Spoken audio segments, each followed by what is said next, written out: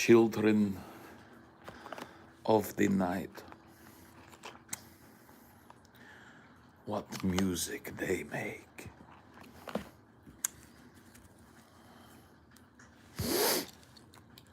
Oh, man.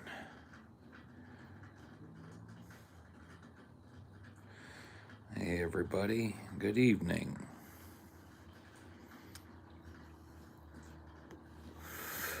Good evening. 'Tis I, Paul's Ego. It's going good. I feel kind of bad. I played some games with Stevie on his stream tonight. Went and ate some dinner, and then my internet went to shit. So I'm on mobile data now. I tried to call him on Discord, and I couldn't even call him on Discord. So I'm like, all right, give up on that. I'm feeling very chill tonight, but also like pensive and thoughtful. Like,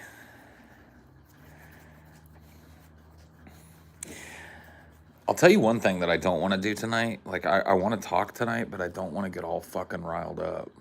Hello, Cloud Massacre.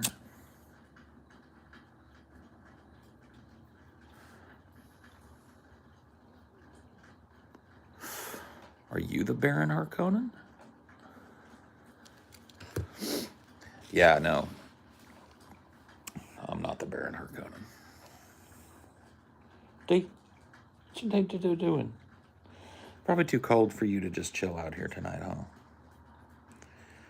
It's rainy and it's cold, and you're probably not going to be happy out here. So let me take you in. I'll take you inside.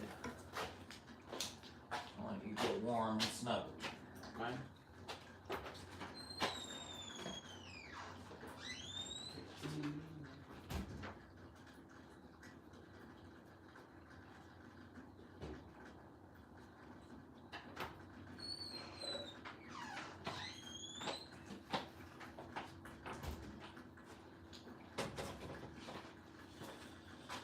Oh, man. Hello, everybody. Sorry about that. I'm going to let the little pup inside. Good evening. What is your favorite kind of cheese? The type that I ban people for asking about. I came with a topic tonight. I want you guys to ride the wave with me. I'm going to throw a topic to you. And I want you to see if you've been noticing what I've been noticing. But I want to wait for a few people to come in first.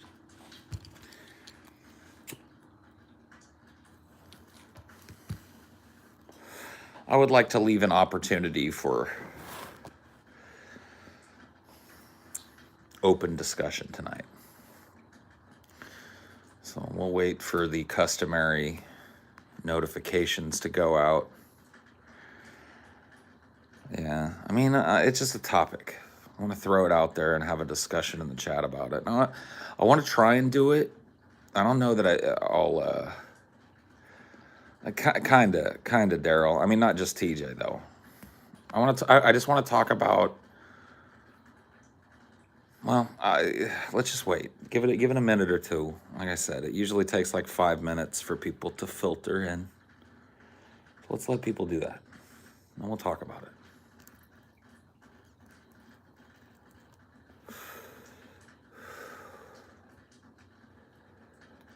Because, yeah.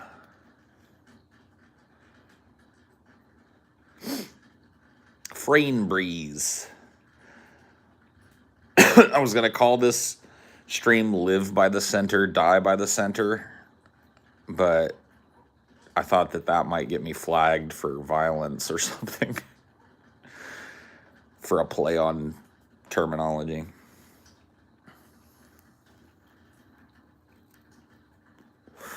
We all know it'll probably be forgotten about, huh? No, it won't be.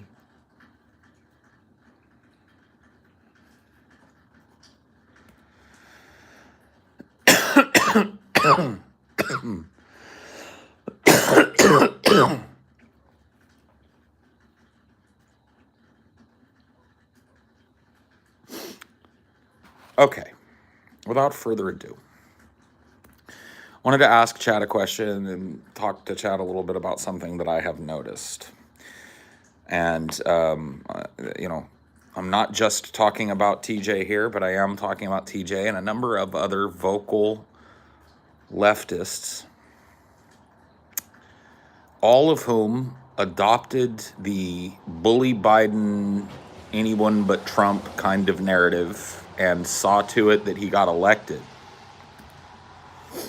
who are now seemingly more interested in finding ways to make their disappointment sound slightly positive than they are in calling out Biden. And they're also more interested in arguing with people who call Biden a piece of shit than they are with calling Biden a piece of shit, even though these very self-same people in the run-up to the election, when we were all criticizing Biden, when I say we, I mean people that weren't going to vote for him, they said, we all know he's a piece of shit. You think nobody knows he's a piece of shit? He's just less of a piece of shit. Now that he's elected, instead of pointing out what a piece of shit he is, a lot of people seem to have switched gears into like, how do I turn this utter belly flop disappointment into like something that's kind of like a little spark of positivity?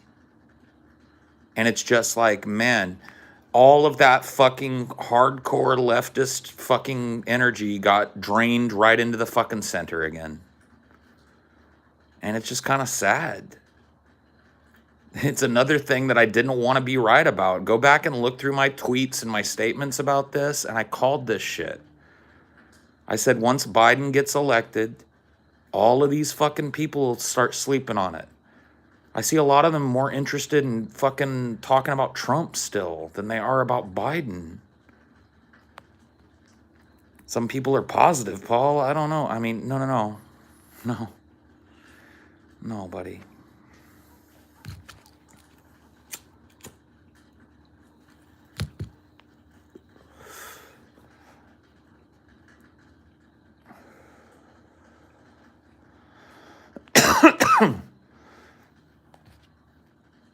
I don't exactly know like what to do other than to just keep kind of holding position with regards to this shit. But guys, like, this is not shocking to me. This is not like I took a stab at something and whoops, I accidentally got it right. Like, I knew this was going to happen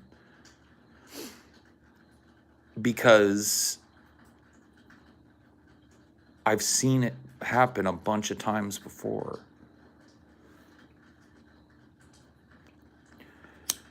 I've seen it happen a whole bunch of times before. Did you hear Biden's actively removing troops from Afghanistan? Yeah. Did you hear he's replacing them with private mercenaries?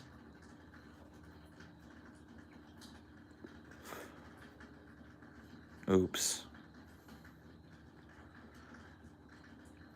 There went the narrative, huh?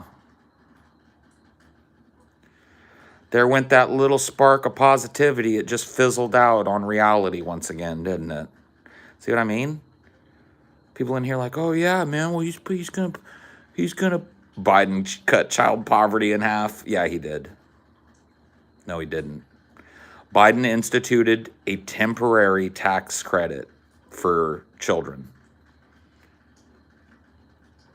Biden didn't cut child poverty in half. Period.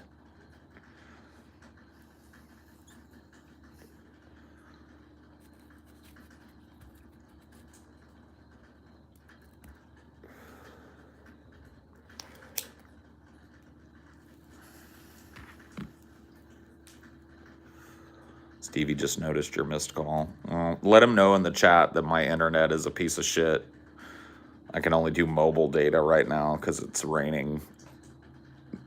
I'm sorry that I wasn't able to come back and all that shit. If you don't mind, I tried to get a hold of him. I didn't even know if my call was going through, to be honest with you. My internet was being such a pile of fucking dog doo-doo.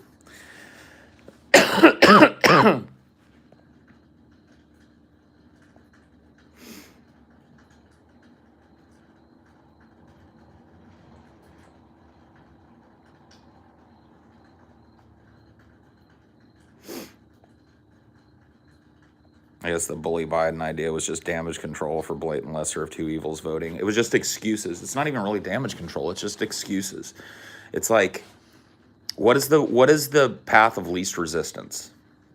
When you're talking about a world that's on fire, you're talking about an ecosystem that's dying, a global ecosystem that's dying. You're talking about war and famine and pestilence and plague, right?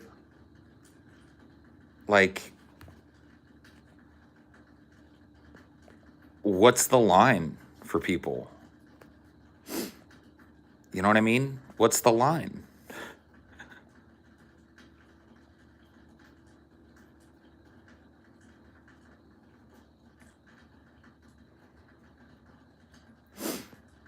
Like, it's less damage control, and it's just an excuse to, like, pretend you're doing something valorous and really do nothing but, like, add your fucking strength and your voice to the continued existence of the status quo.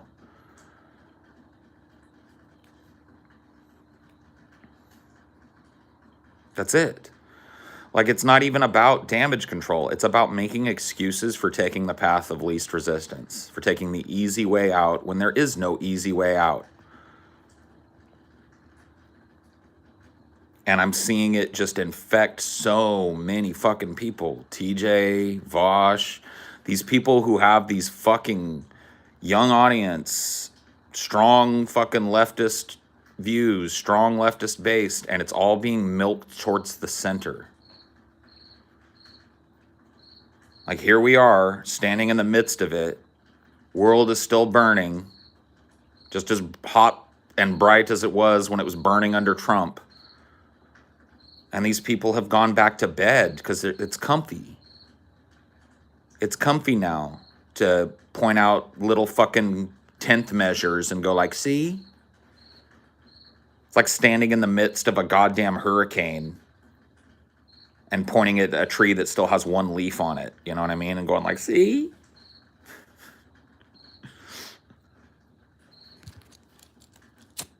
Same imperialism, same fucking economic devastation, same environmental devastation, same fucking straight out draconian immigration policy. Different day. I guess my question will never be answered. I'm sorry. Thoughts on Biden wanting to be 50% renewable by 2035 if we follow? Oh my God, man. Have you never heard this type of shit? Is this your first electoral cycle? And I'm not trying to be like mean. I'm not trying to like belittle you. Is this your first electoral cycle? I'm asking a clarifying question. Is this your first electoral cycle?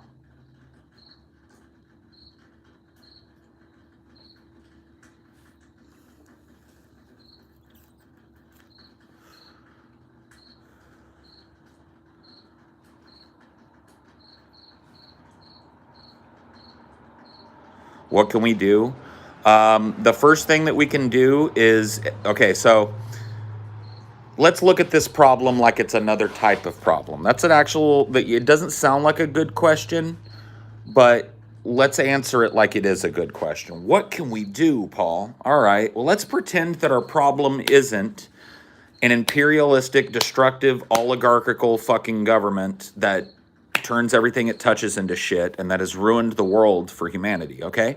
And let's take that and pretend it's a broken arm, all right? So let's say that you fall off your bike and you break your arm. Right? And you look at it and you can see that the bone is fucked up and broken, right? The first thing that you have to do is what? And I'm talking about the literal first thing that you have to do. Not like the second or third thing. What is the first thing that has to happen up here once you know that your arm is broken? You have to have a thought that runs through your mind. Oh shit, my fucking arm's broken. That's the first thing that you've got to do. Now, this may sound simple to you, but this very simple first step is very hard for a lot of people. When it comes now, if you take it out of the universe where our arm's broken and we jump back into the universe where we are living under a fucking oligarchical, imperialistic nightmare, capitalistic fucking nightmare, right?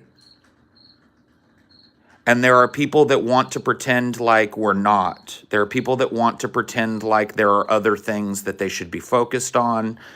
And there are people that want to do that and also pretend that they're serious. So, in my opinion, step one is admitting that the system as it exists, or if you prefer the other analogy we're using, the broken arm is broken. Meaning that it cannot be fucking mended without intervention. It will not be mended by flopping it around. The bone must be set. The arm must be casted. And the healing process must be given time. So those are your next steps.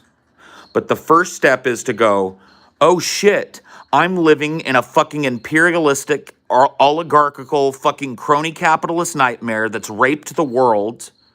And if I have any children, they're going to have nothing to inherit by the time they're my age.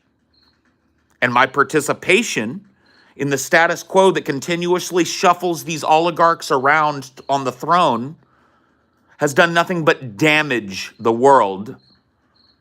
And it's time for me, as a person who realizes the problem, to stop participating and fucking it up worse. Stop flopping the arm around, hold it still, and come up with a plan to get treatment for it. Step one.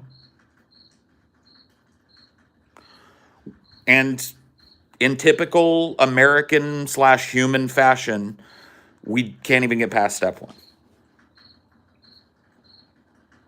My whole life, I've watched leftists fail, myself included, for a long time before I finally stopped voting, to get past step one, or to even deal with step one.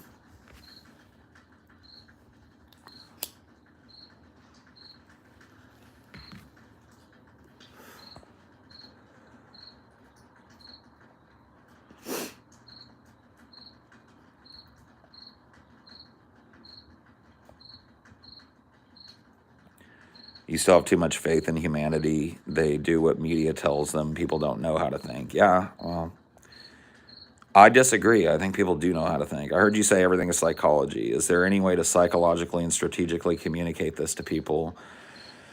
Communicate this so people absorb it, or will it be only until they reach an arbitrary point of misery? I think the latter, unfortunately. I mean, I'm open to options from you guys. Like, you guys got ideas for ways in which I can psychologically parse my argument better, or whatever the fuck, you know what I mean? I'm willing to hear it, but I'm pretty sure that most people aren't going to wake up to the idea that this never was working until it gets so bad that it comes home and sits on their doorstep. Like, they can't get food, or, their electricity goes out and doesn't come back on, or, you know what I mean? That type of shit. Like, the kind of like, oh shit, what the fuck type of scenarios. I think that there are so many people that will deal with it right then. And the sad thing is that I think a lot of the people that will confront it and deal with it at that moment, rather than prepping for it, they know it's going to happen. Like, they know it's coming. But it's easier, and psychologically speaking, it's easier to pretend that it isn't coming. It's like pulling your blanket up over your head when you're a kid, right? Except when you're a kid, there is no monster in the closet, and now there is. But people are still reacting the same way that they did when they were kids, because that's the easy road. The easy road is to throw your blanket over your head and pretend that the monster will go away if you close your eyes real tight. And it won't. Not this monster. It's a different kind of monster in the closet when you grow up. And it doesn't go away when you close your eyes real tight.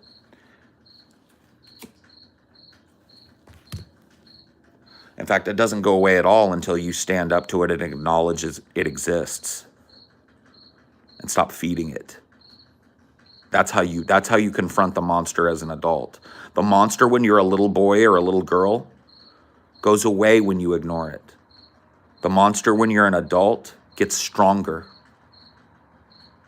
feeds on it. I just watched it eat a big fat meal this cycle. I watched it take young, passionate, interesting leftists and turn them into centrist robots that are pretty indistinguishable functionally from MSNBC commentators. And the monster eats another bellyful, gets bigger, harder to fight, feeds more on people's willful ignorance of it, feeds more on people's insistence on ignoring it, feeds more on people's self-aggrandizing pontifications about how they're fighting it while they're feeding it. Its belly is full now, and it's going to come and take another bite in 2022, and then it's going to come and take another bite in 2024, and after that, you got a generation of voters that have seen the truth of what the monster is.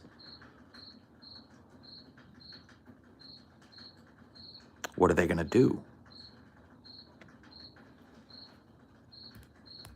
The sad answer is they're going to keep feeding it. With every breath they take, with every move they make, with every vow they break, they're going to feed the monster.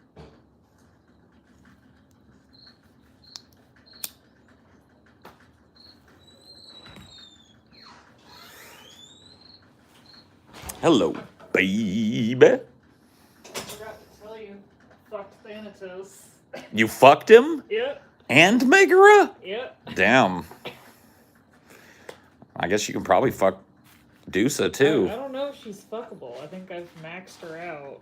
She's just. You don't fuck Dusa? Or you have to do her first if you're gonna do it. Oh. You fucked Thanatos, dude. Congratulations. Took a lot of time, but. Took a lot of investment, dude. Yeah. Thanatos is not a cheap lay. Yeah. You keep saying that leftist Biden voters are refusing to acknowledge the problem, i.e. the broken arm, rather than just accepting that people have different solutions. Well, that's kind of the point, is that I think that a lot of people's solutions are, let's pull a blanket over the broken arm or pull the blanket over our head and pretend it doesn't exist, but we'll tell people that we're actually not doing it. We'll pretend we're not doing that. That's what this whole like status quo voting at the end of all the leftist rhetoric is about. It's way easy to get on stream and talk fucking revolutionary shit, and then when it comes to the showdown, put on your Biden-Harris 2020 fucking hat and suck the status quo's cock. And then once it's in place, continue doing so. It's way easier, but it's functionally the same thing.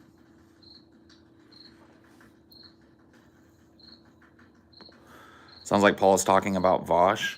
I'm talking about Vosh and any number of young, intelligent, bright leftists. Yeah. I'm talking about Vosh and any number of bread tube leftists, a lot of whom are very bright people, who took a lot of revolutionary rhetoric and a lot of deep dives into Marx and Engels and wadded it all up and threw it in a trash can called Joe Biden. And instead of taking it out of the trash can and spreading it back out again and getting back to it now that Biden's elected, they've just poured some fucking gasoline on it and lit a match. Because now they're sucking his dick.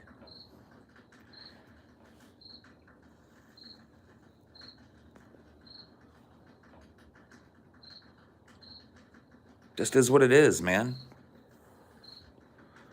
It's the same shit with AOC. It's like every fucking day, every other day, a soundbite or something drops of her just being a total fucking center-right corporatist.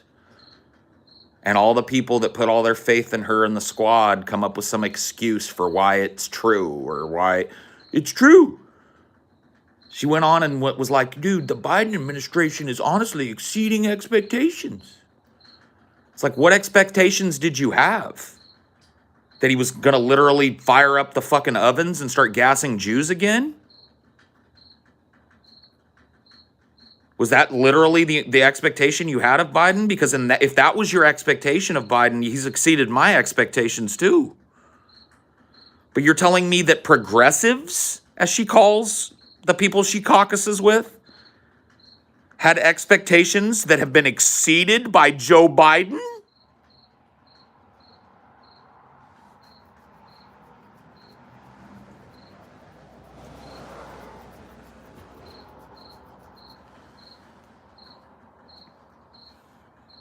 One of them things, man.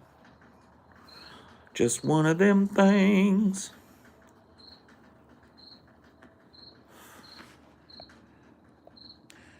There's only one way to mend a broken arm. That takes time. It won't fix itself by getting angry and criticizing people who want to propose actual solutions. No. Before it can start taking time to mend, you have to admit that the arm is broken. And you gotta set it. That was my point. The first thing that you have to do, the first thing that happens if you break your arm is not run to the hospital. It's having a thought, oh shit, my arm broke. And we're stuck there with people like you. People like you and Vosh and TJ to an extent are stuck there. They think that the arm can mend itself, that within the system of the broken arm, that they can just hold it like this and the arm's going to be okay. Make the safe vote and just hold the arm like this and pretend it's not broken for a little while and go like, dude, no, the arm has exceeded expectations. I'm telling you what, dude, I know the hand is all swollen and purple, but I'm telling you, man, I thought it would be black and falling off by now. So the arm has exceeded expectations. That's where we're at with you. So we got to get past step 1 with you before we can get to step 2 where you can pretend you're proposing a solution, because right now you're not.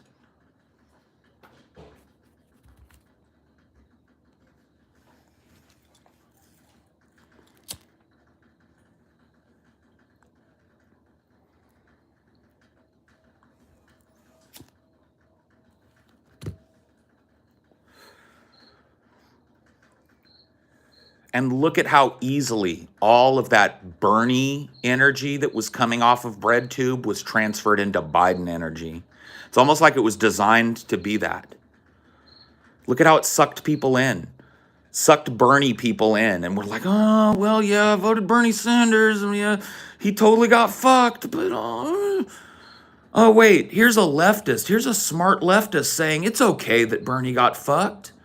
Just vote Biden. That's the best we can do right now, y'all. All right, yeah. Biden. Look at the vortex. Just sucking up all the, and you know what the sad thing about the vortex is that at the other end of it, when people finally go down the funnel, it spits out a cynic that doesn't want to participate at all. Because they got fucking all riled up and listened to people who they thought were smart and right and got all riled up, and they did it for 2, 3, 4 cycles, and then they just go, bzz. Nope. That's what happened to me. How do you think I got from A to B? How do you think I finally admitted the arm was broken?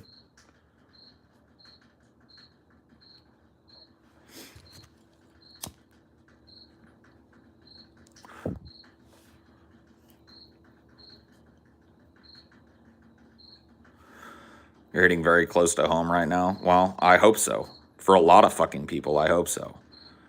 Because for a lot of people, it's going to take 2, 3 more cycles. And then there's a whole nother crop of people to be funneled into this false leftism that come up behind them. And what you've got is the generation that preceded before, so cynical that all they do is just vote party line or stay home. They just give up on it. And you got all these young people that come up behind going like, whoa, fuck, everything's fucked up. We have no future. We got to do something. And then Vosh shows up and goes, follow me. Have you heard the tale of Marx and Engels, the wise men? And they go, oh my God, yes, revolutionist theory, yes, yes, yes, yes, revolutionary change, yes, yes, yes, yes, yes, yes. And then Vosh goes, material conditions. You must vote for your oppressor. And the leftist goes, what? Wait a minute, I thought you told me guys like Joe Biden and people like Kamala Harris were bad. They are, but they're less bad. Oh. And then what happens? 2 cycles, 3 cycles, 4 cycles down the road, those people have been butt fucked by life, butt fucked by the political system, and they tune out. And they end up hating the people that led them down that primrose path.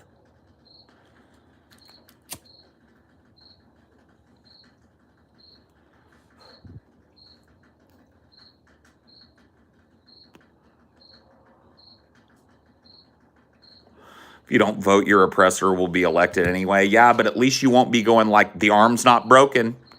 At least you've taken step 1 if you don't vote, not because you're tuned out. That'll come later.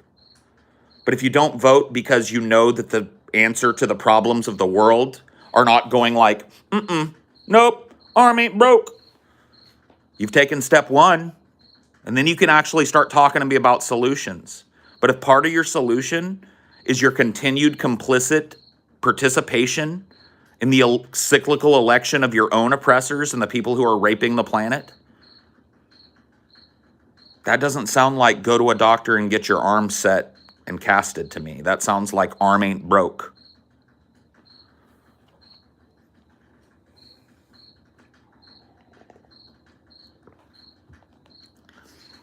Look how much energy Vosh's community spends, because people always want me to talk about Vosh, so let's fucking do it.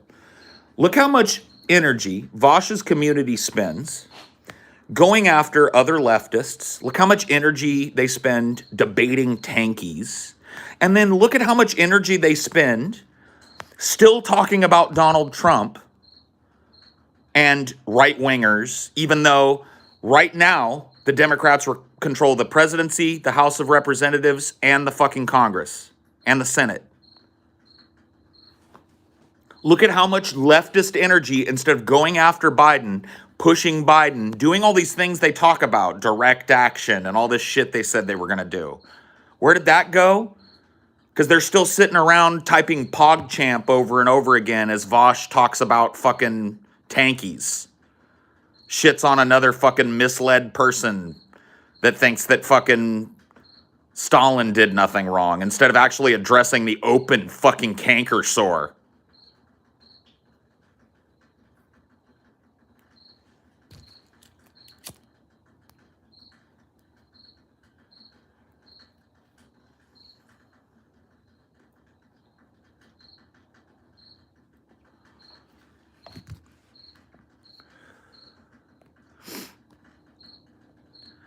I really think there's no solution at this point. It's about minimizing the damage, the fallout, which at least from climate change, well, then you've given up.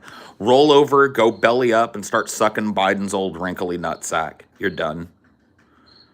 Seriously, bow out of the conversation. I'm not going to ban you or anything, but stop talking. If you honestly believe that, if you've already gone belly up and you think it's all about just minimizing how slowly you rot, then bow out of the fucking conversation. See ya. Right? You got nothing more to add. I don't believe that. You just tell the whole fucking chat like, oh, you know, it's all about just minimizing the damage. That's why I vote Joe Biden. This is bullshit. If you've already gone belly up, scoot.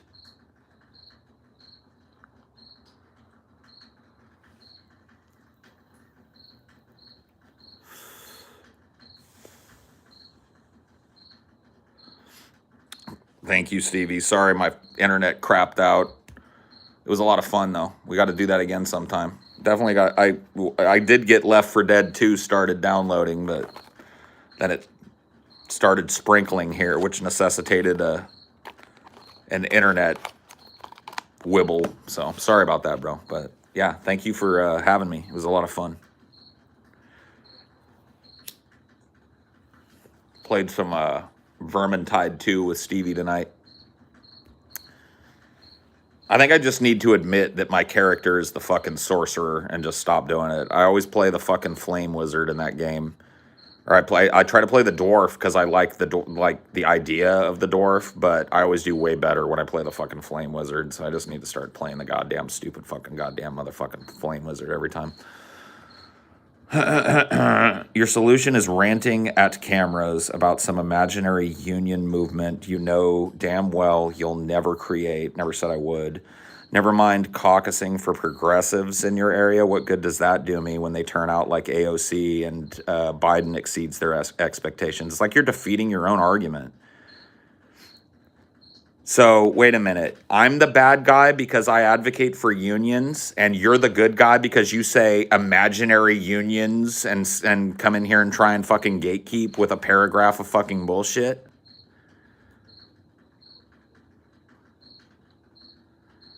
Way to fucking like take a fucking punch at me and slip and land face first into a pile of dog shit, dumb fuck.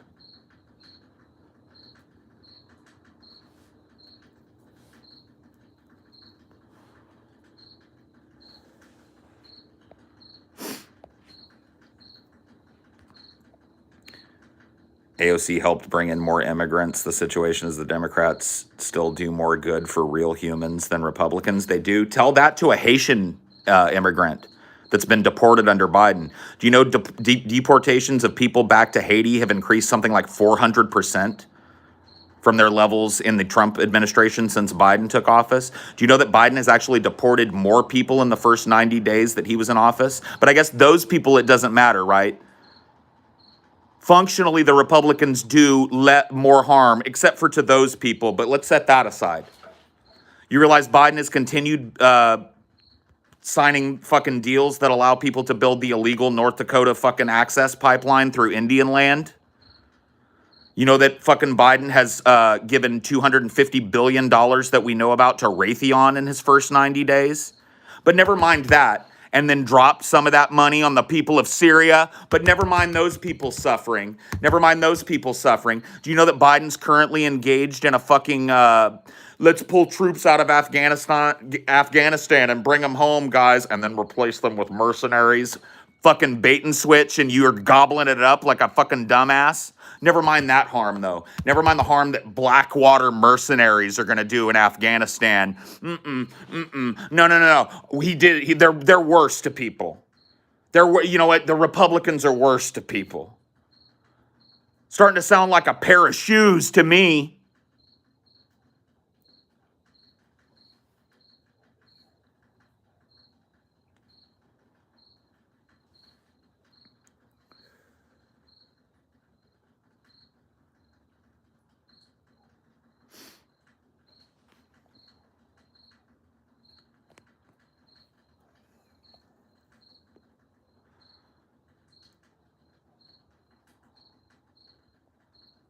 What's wrong with the pipeline is the horrendous environmental impacts it would have. Yeah, that and the fact that it's violating the sovereignty of a people that we murdered off of this continent with no justification other than manifest destiny. Yeah, there's that too.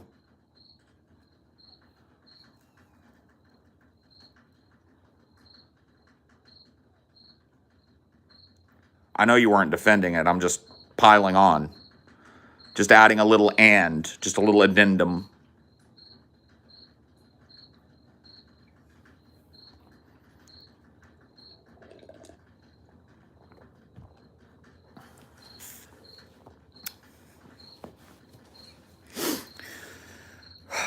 I realize I push people away when I start getting all fucking yelly and shit, so I'm going to try and not do that. I'm going to take a deep breath, and we'll talk about it, okay? I said at the beginning of the stream that I was going to try and not get salty, and I went ahead and got fucking all preachy and ranty, and that's just the way I present, and I know that that pushes a lot of people away, but I really want people to hear this message. I really want people to take a look at the work that they've wrought and what it has bought them, And I want people to know that in my lifetime, I've watched it happen over and over and over again. And that if they keep listening to people that tell them to keep participating in it and keep funneling all of their fucking goodwill and good intentions into this horrible corporate death fucking cult, they will end up like me, 40 years old, looking down the barrel of having things gotten worse, more wealth transferred to the wealthy, the global south exploited more, and the environment utterly ruined in my lifetime because of that very mindset that you're being fed every day by people that think it's important to defend Joe Biden, by people that think it's important to point out the sprinkling of 10th measures that the Biden administration throws out there so it can pretend it's a Democratic administration, rather than holding its feet to the fire while it deports unprecedented amounts of people after promising not to. You see what I'm saying? After it continues to export exploitation and misery to every corner of this fucking globe. But I'm the one that's in the wrong here for saying enough is enough.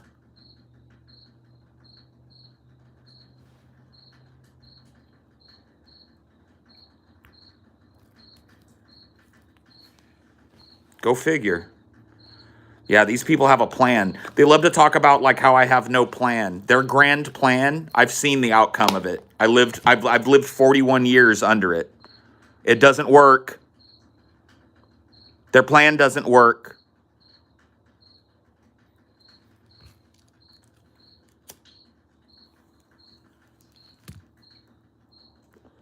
Red alert.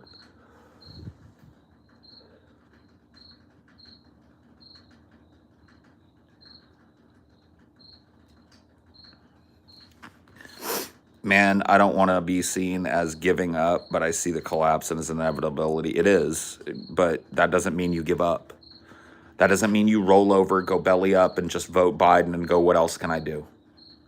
You stop. You stop even touching the poop that is Biden. You take your name and your fucking energy and your fucking philosophy and you remove it off of the table for people like Joe Biden. They no longer get access to you.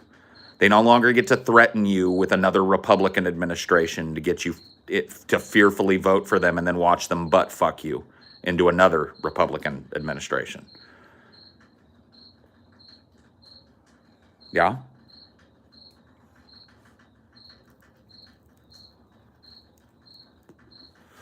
Nobody's bullying Biden, except for those of us that were bullying him before he got elected, like everybody should have been if they wanted to get concessions out of him. They were too busy sucking his dick before the election, and they just didn't stop after. They celebrated. Now they're trying to find ways to make positive things, to make lemons out, or to make lemonade out of the lemons that is the fucking Biden administration, and to continuously do so and sell it to me on the fucking street corner in the form of fucking long form streams, sucking the Biden administration's dick and arguing with other fucking radical leftists about how they're wrong. Fuck that shit. Fuck Vosh. Fuck the horse he rode in on. Fuck his transfer of fucking leftist energy from one place to another. And that other place being centrist garbage. Fuck his excuse making for Biden's bombing of Syria. It made me want to vomit. Him saying that Joe Biden dropping bombs on Syria is like comparing what he did to what Trump did is like comparing bombing a school to bombing a weapons depot. This motherfucker, I'm done. I'm done carrying the slang in the fucking water. Smart dude, maybe has some good ideas, but if the outcome is constant cyclical lesser of two evil voting and shitting on other leftists, then I'm done. I got no need for that in my fucking life. Paul, you have every right to be salty. Thanks for actually speaking some truth. The country's in desperate need of it. Maybe. Maybe not. You are not gay. Thanks, cynic.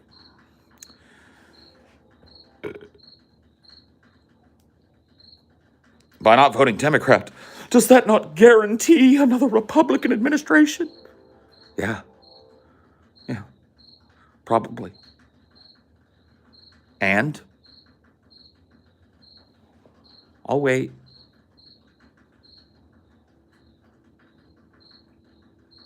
I mean, the DNC doesn't get to foist Joe Biden. The DNC doesn't get to scuttle the progressives out and pull a coup d'etat and put Biden at the fucking helm again.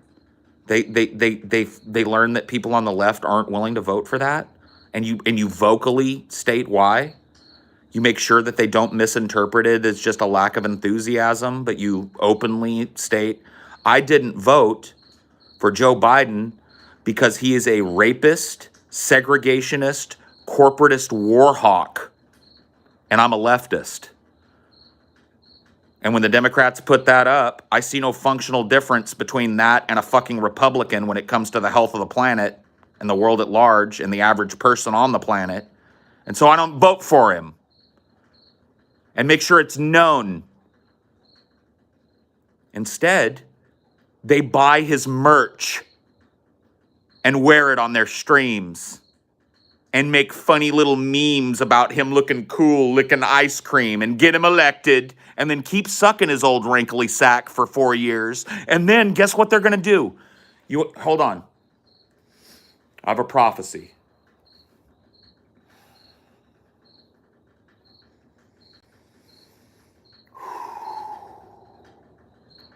In 2024, all of the revolutionary talk will stop, and the wagons will circle yet again, and the most important thing in the world will be the re-election of Joe Biden or the election of Kamala Harris.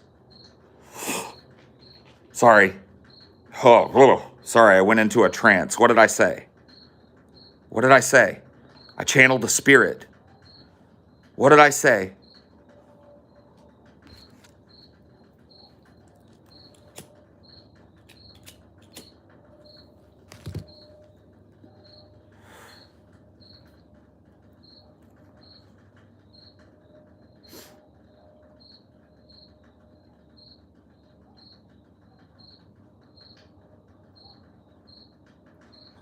So how long are we going to sit back and do it, y'all?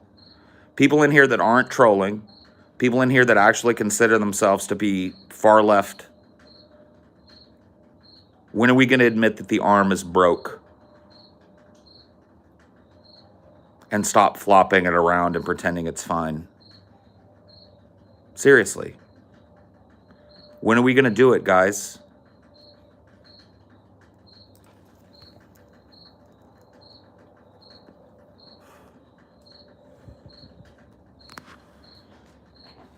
When are we going to do it? Honestly. When are we going to admit that the DNC gives us butt hash? And that butt hash isn't fixing the planet or reducing harm?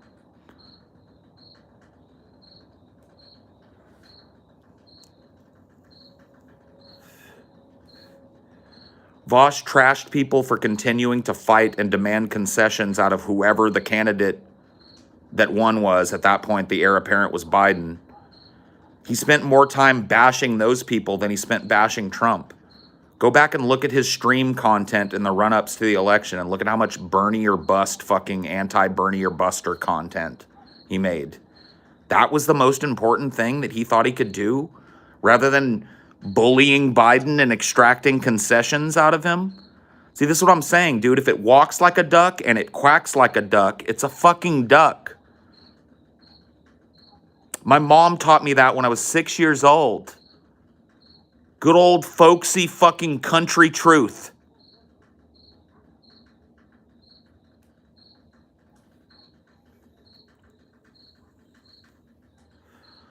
Still attacks Jimmy Dore, still attacks Crystal Ball, even though they're doing what he should be doing. He's a radical leftist that does deep dive streams into Ingalls. And he spends his whole fucking day shitting on Jimmy Dore.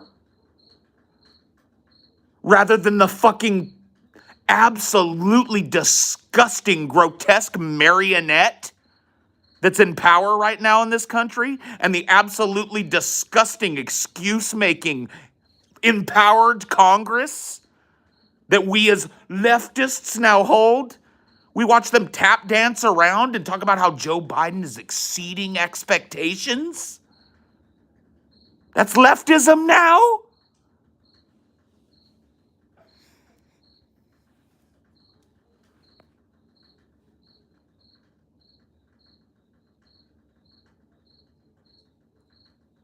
When Vosh said he never knew a high school dropout, that's all I needed to know. Is that fucking serious?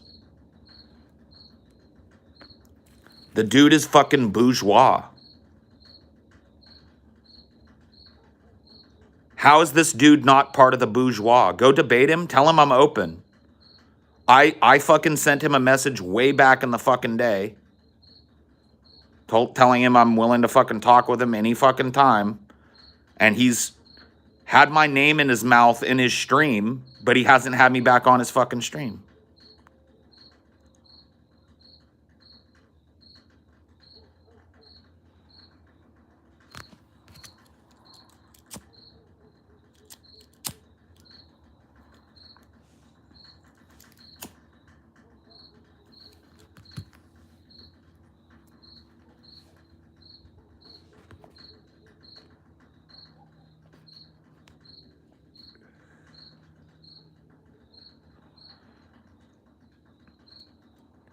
Is that an official debate challenge?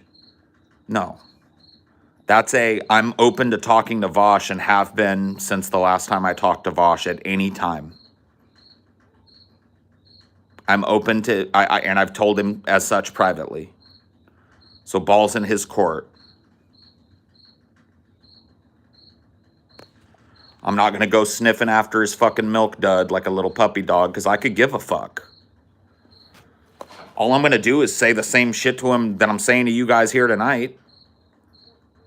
So he can listen to this, or he can have me on and have me say this and tap dance around it if he wants to.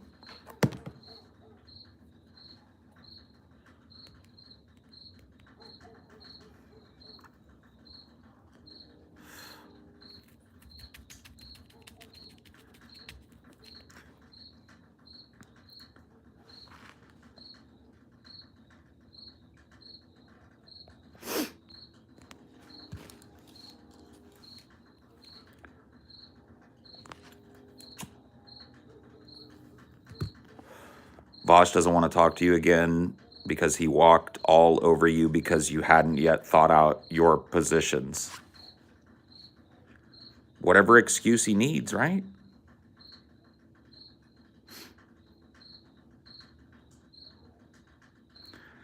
If you go on there again, he'll lose harder than the monkey lost. I don't even look at it as an opportunity to win or lose. I just look at it as an opportunity to call out a problem that I see here on the left of funneling passion into the status quo and funneling fairy tales to young, passionate people about fixing the problems that face them by their participation in the status quo and the perpetuation of the rape of the planet at a time when everything's falling apart. That's it. There you go. That's my statement. That's my problem. Imagine thinking every conversation you have has to be a debate. Yeah, no shit. I'm open to fucking sitting down and talking with the dude. But it's neither here nor there whether we do that or not.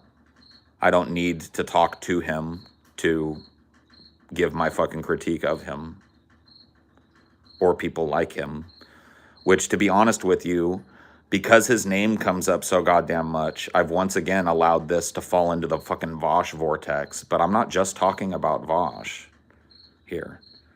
I'm talking about a lot of leftists that I interact with on Twitter, in my community. I'm talking about, to a certain extent, my friend TJ. I'm talking about a lot of leftists here, a lot of bread tube.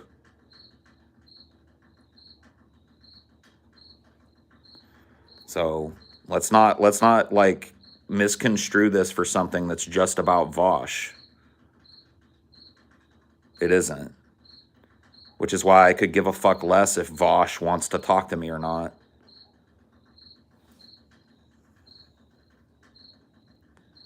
I don't put TJ in the same fucking boat, but that's out of respect to TJ. I poke and I prod TJ on social media and shit, but when it comes down to it, I at the very least respect TJ for his willingness to change his mind on things and his willingness to try different fucking avenues and shit. I don't see TJ as, in the same fucking boat necessarily as the people I'm talking about, but I do see TJ as amplifying their message in ways. And I don't know that he realizes that he's doing it or that he cares that he's doing it. I think that it's the latter, probably. I don't think TJ gives a fuck about what I think he's amplifying or not. He just kind of has his opinion, and that's that. You know what I mean? I have a feeling that TJ's opinion will change over time. You know what I mean? That's no slight to him, but I just got a feeling that it will.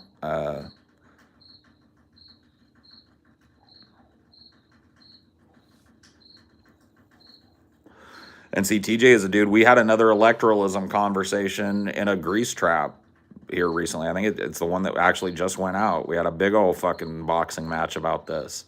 Like, he's a guy that, like, we're friends.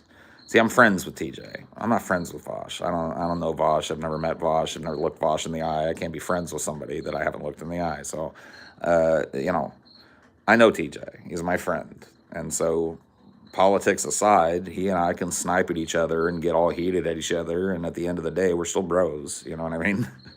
So it's a really good outlet for me. And I think I'm going to start using it on the show when it comes up in context, or when there's a time, where I feel like it's appropriate, or if it comes up from his end, I'm going to dog him about this shit.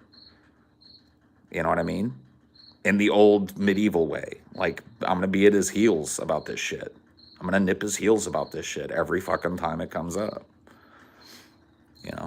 That's good access, and that's good fucking use of my time and argument. I'm not going to be a fucking douche about it, but, social media, if he's going to say something that rubs me the wrong way, I'm going to call him on it.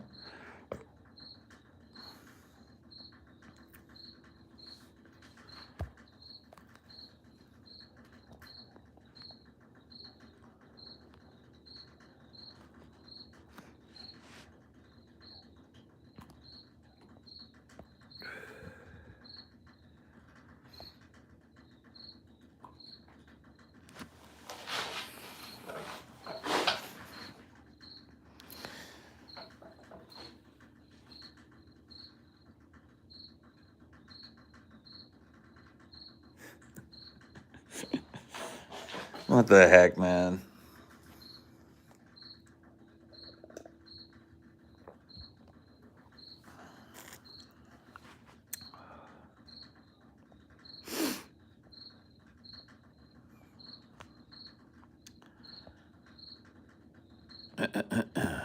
What's the tapping sound? It's dripping. It's like there's a drizzly rain, and there's a hole in this like gutter over here, and so water is dripping down onto another part of the gutter out of that little hole.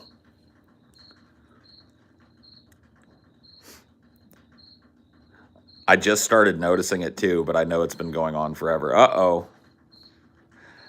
We have ourselves a refugee upon the porch. I'll bring him over if I can get him. I don't want to hurt him. I don't think it's the same little guy I found, but this is the second one tonight that I've found. Hello, little fellow. Are you mellow? Hello, little fellow. Oh, no, you're not a same guy. You're a different guy. Oh, gosh. Okay. I want to try and show you to people. Can you guys see him?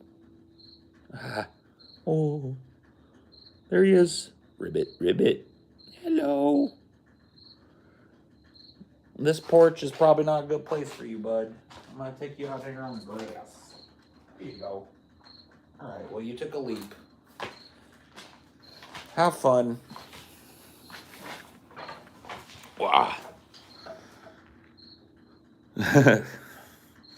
Froggy. That was Pepe. I named him Pepe, and he shall be my pet frog. You should talk to Destiny. He's just as frustrated with bread tube spheres. He uses money and influence to help support local candidates. Might be a good practical discussion, maybe. I don't know. Like, once again, I'm open to talking to anybody. I don't care. Like, well, not anybody. If Richard Spencer hits me up, I'm gonna laugh and say no. But you know, I'm willing to talk. But I just to be quite honest with you, and I think, like, honestly, I own my end of this. I'm not saying that everybody.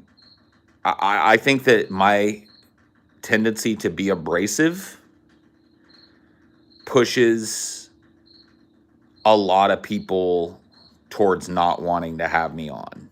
That type of content, the type of content where people like, you motherfucker, that doesn't really sell all that well anymore. You know what I mean? That's like, people don't really want to see that. And that's kind of where I take things sometimes. You know what I mean? And that can be really abrasive and off-putting to people, especially nowadays. And so, like, I think that I that's my contribution to the idea that I don't get invited to talk to people a whole lot.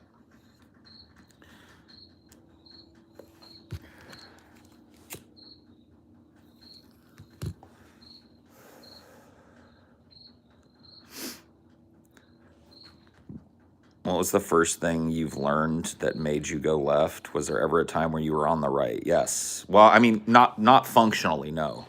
I was raised by my mom, who was I would call my mom like a traditional labor Democrat.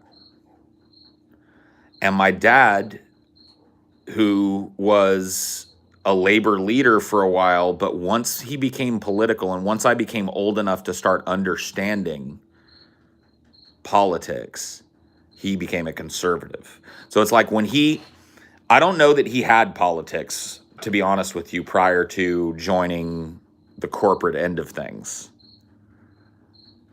But once he did, he became a rabid listener of Rush Limbaugh, who I would, of course, so this is my dad, right? I looked up to my dad when I was a little boy. I spent a lot of time with him at work, just like before, when I used to spend a lot of time with him when he was a union president in the union hall. Once he became a corporate guy, I got to spend a lot of time with him in his office. Just kicking back, I'd read a book or play around on his computer if he was in the other part of his office on the phone or whatever the fuck. You know what I mean?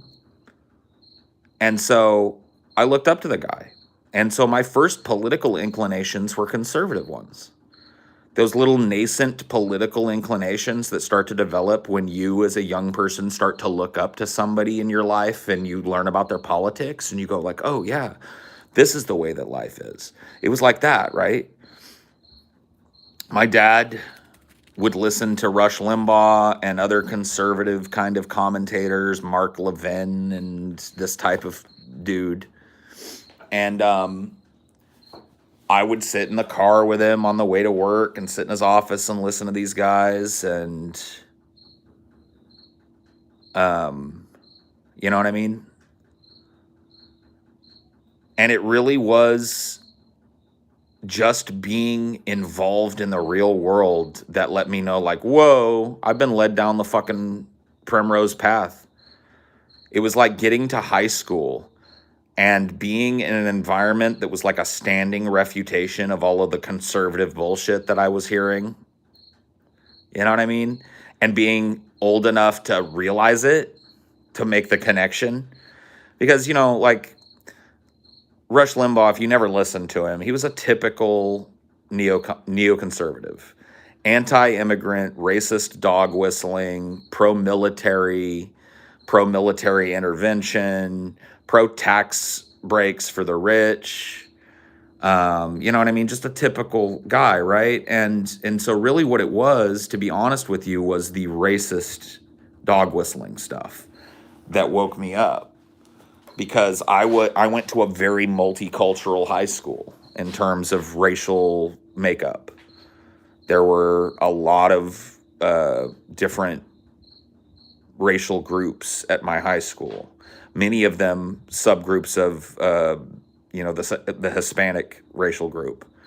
But Rush Limbaugh would say horrible dog whistly things about those people and their parents and what their intentions were. And my friends were these people. You know what I mean? My friends were these people, and I saw that they weren't like Rush Limbaugh said they were. They weren't just lazy and like, none of my Hispanic friends had a family that was just like, oh, like they used to make fun and just say like, oh, they just come here to get on welfare, and like none of my Hispanic friends were like that. None of them were like, oh yeah, man, I can't wait to graduate high school so I can get on welfare. In fact, to be frank with you, none of their parents were on welfare. Their parents worked hard too, just like my parents did. Like I saw the commonality, it just slapped me right in the face. I was just like, oh, they're just human beings with a slightly different tone of skin. But then once you realize that, once you have that very basic but very important realization, all of the other fucking bullshit, the house of cards upon which all of this shit is built, this, fucking political net that you've started to weave for yourself as a young person is built, it falls apart and you've got to find something else.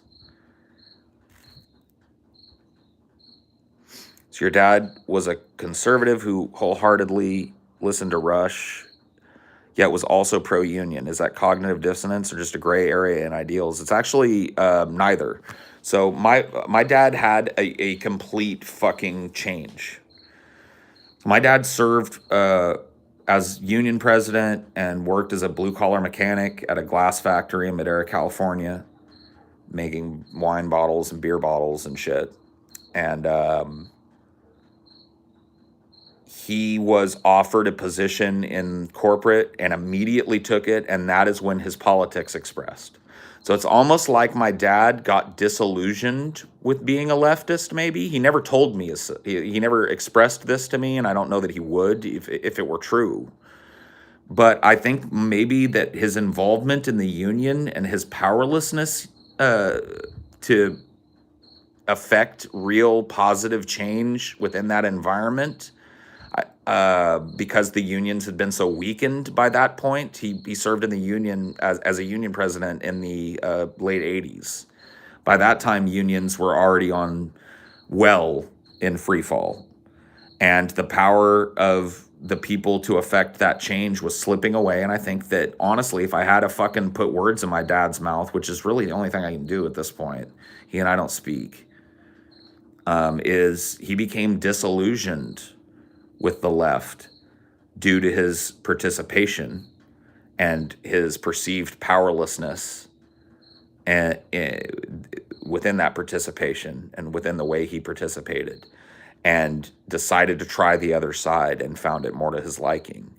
But see, this may sound strange and cognitively dissonant to people, but you have to understand, my dad doesn't, and I don't mean this in a mean way, my dad doesn't have any beliefs.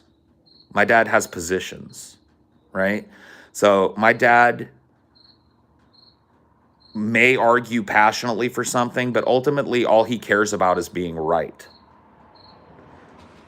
He doesn't care whether or not he's arguing for the correct thing. He cares about being perceived as right. So for him, it's not about having a position that's based on the reality that you observe around you and based on something that you think will reduce suffering or you think will produce the best results for the average person in his mind. In his mind, like so many other fucking things, his politics are a weapon. They're a bludgeon to be used against people who don't believe what he believes. And I'll give you an example of this that's very personal, but I'll share it to give you kind of context. And there are a lot of people like this, by the way, so keep this in mind. My ex-wife lost someone to breast cancer that was very close to her. And I lost, and my father I lost my grandmother to breast cancer that metastasized into lung cancer and brain cancer. That was my dad's mom. Now, there is an organization that I won't name that is about breast cancer. I can't, I actually honestly, well, I do remember, I think. It's the Susan Komen Foundation or something. Now, listen, I know that this foundation has been accused of funneling money away from cancer research or not being as helpful as it claims to be and such, right? I didn't know it at the time. So my ex-wife would participated, trained for months and months to participate in a marathon. It was a multi-day marathon. And at the end of it, and she had people donate to her, and at the end of it, that her donation money, in her mind and in her hopes, went to fucking breast cancer research, okay? And so this was going on in her life. My dad, to give you an example of him using his politics as a bludgeon, decided that when she posted a picture of her at the finish line and how proud she was to have made it, my dad thought that that was the time to copy paste a bunch of anti-Susan Komen Foundation shit onto her YouTube, or not her YouTube, her Facebook post, and then start talking about abortion as if it had any fucking connection. So he started some kind of back and forth with her. And then at some point, I just told him, I posted it publicly because he did it to her. I was like, hey, asshole, why don't you fuck off with your stupid fucking opinions and keep them to yourself? Stay off of my wife's fucking Facebook shit. And he just went bloop.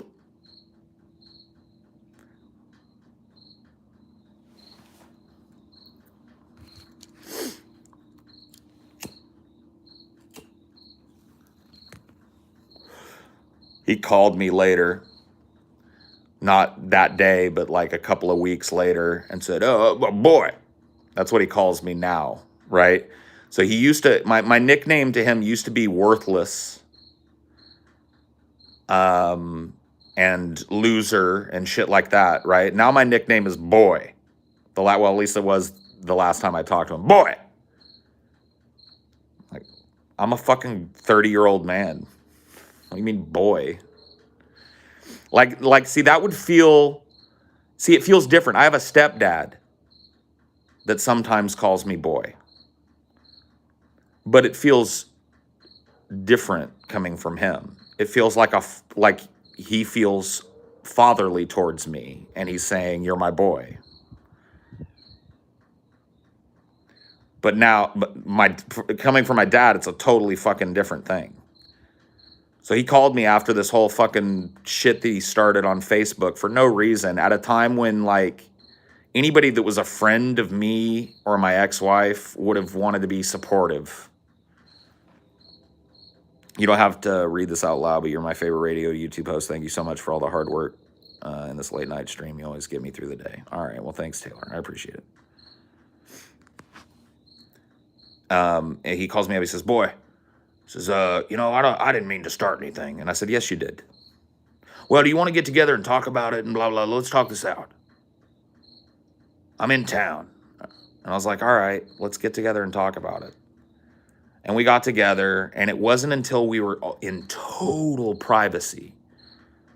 He took me out to lunch, and we went to a restaurant that had hardly anybody in it, and we sat in a booth together. And then he goes, I'm sorry for what I did.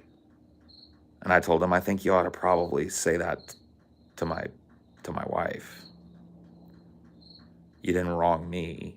I mean, you did, but you wronged me because you wronged her. You wronged me by extension. And I just said what she should have said to you. All right. Sweep it under the rug, blah, blah, blah, blah, blah.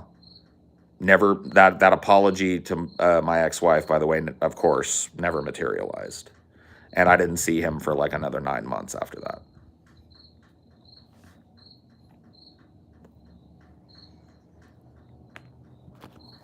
So it galled him to the extreme to have to say the words, I'm sorry. And he couldn't even say it to the person who he had wronged. He had to bring me out and say sorry by proxy. And in his mind, he thought I was going to take that home to my wife and then everything was going to be great. When's the last time you talked to him? Right when I first moved to Texas. So I just left my marriage. I had just moved to San Antonio, Texas. Was just getting set up there. Didn't even have a place yet, honestly. Was living in a hotel.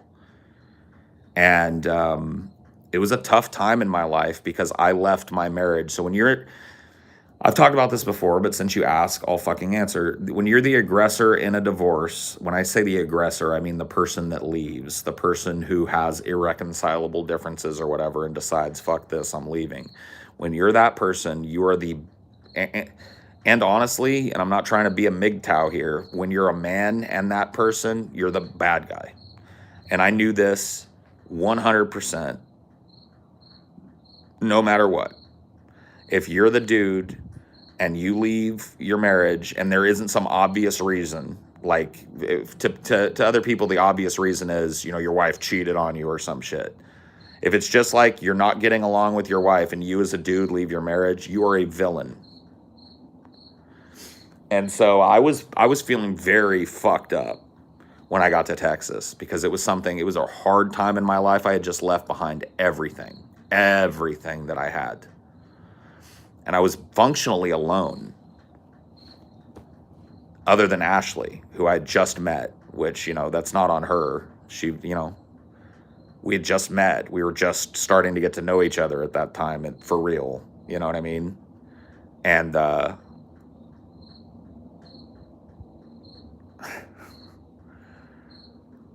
my dad calls me, and he had called me on my way. I made this drive from Madera, California to San Antonio, Texas, which you can throw that in fucking Google Maps and take a look at the fucking trek that I made.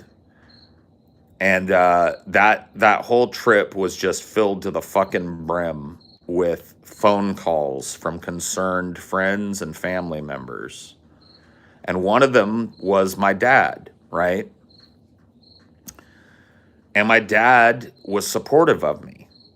Strangely enough, while I was on the road, right? I'm on the road to San Antonio. I see my phone's ringing again. I look, it's my dad calling. I pick it up, put it on speaker or whatever. And he's like, you know what, boy, blah, blah, blah. He talks to me, what's going on? And I told him, I said, I just can't, things weren't working. And I didn't tell him everything or whatever, but, I told him. He asked a question and I answered. And he said, you know what, boy? He said, if you need to be happy, then you're doing the right thing. If you guys weren't happy, then you're probably doing for the best. But what's your plan? And I told him, I'm going here. I'm going to try this. I'm going to try that. And he seemed like he was going to be supportive of me. He was like, all right, well, I'll call you once you get there, or you call me or something. And I'm like, this is very strange for my dad, but it felt good. I was like, whoa. You know what I mean? Somebody supports me, and it's my dad, of all people, is coming out of the woodwork as a dude that's like, hey, and I thought about it too, and I was like, he's been through divorce.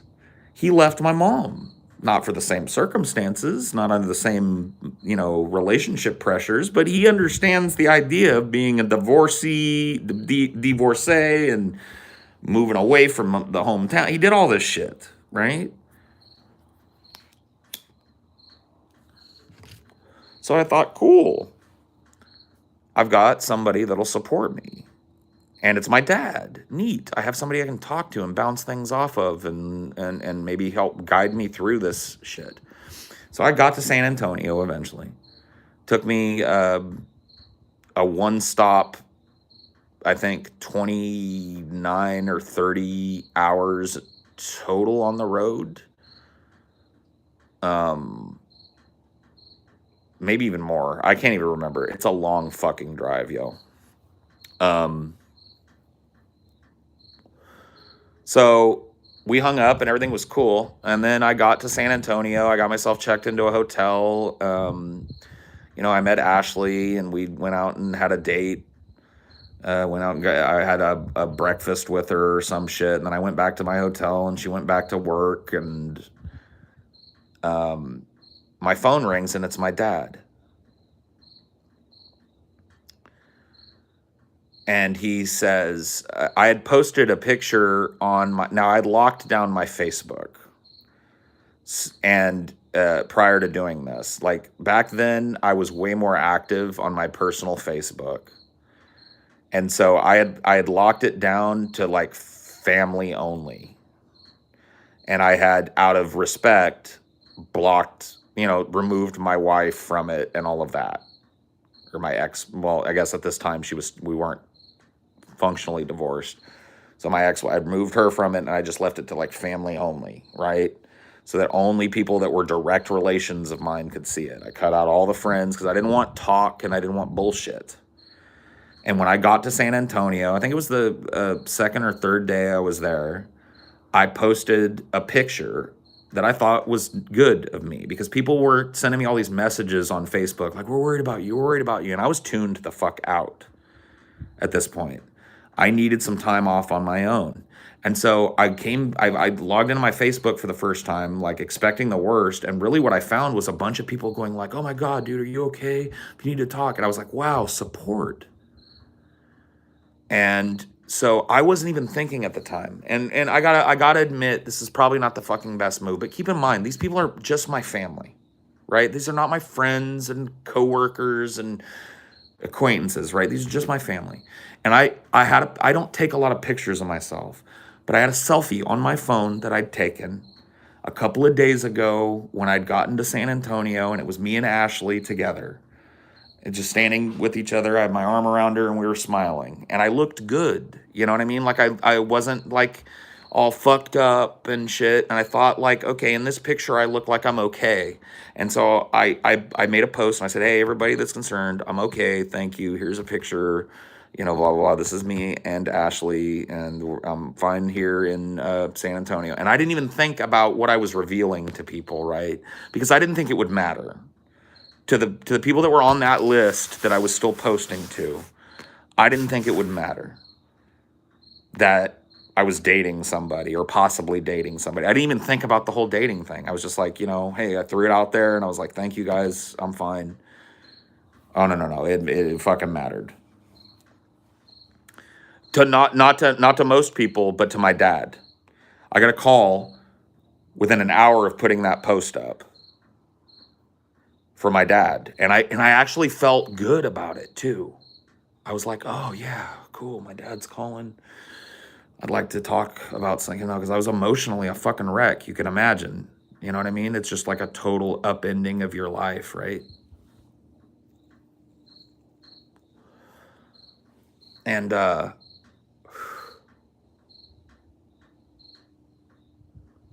he calls me and he says, no, he didn't call me, sorry. I'm getting it fucking mixed up. He called me afterwards. He sent me an email. So he didn't even call me. He sent me an email that said, you are a disgrace. You're embarrassing yourself. You're embarrassing your family. That girl looks like she's 12 years old. Come home and handle your business like a man. End quote.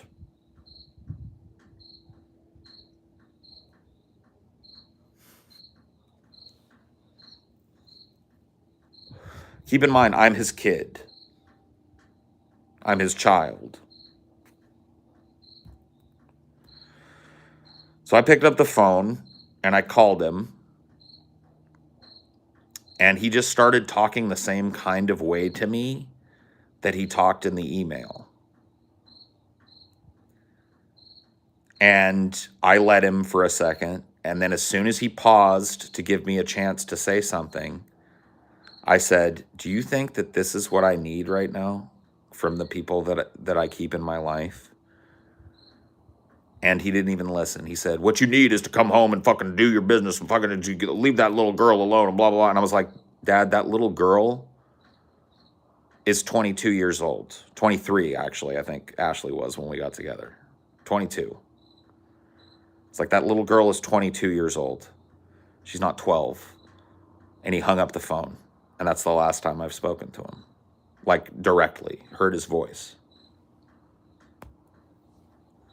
He literally just bloop, and blocked me. So when I tried to call back, because I thought maybe the call dropped, it was like, this user does not accept calls, blah, blah, blah, blah. And I was like, oh, okay.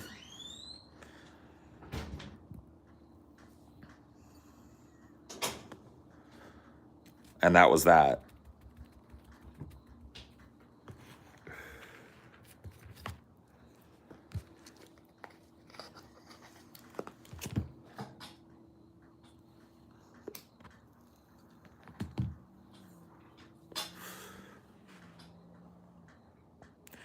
Well, I was the one that cut his nose off because that wasn't the last time I interacted with him.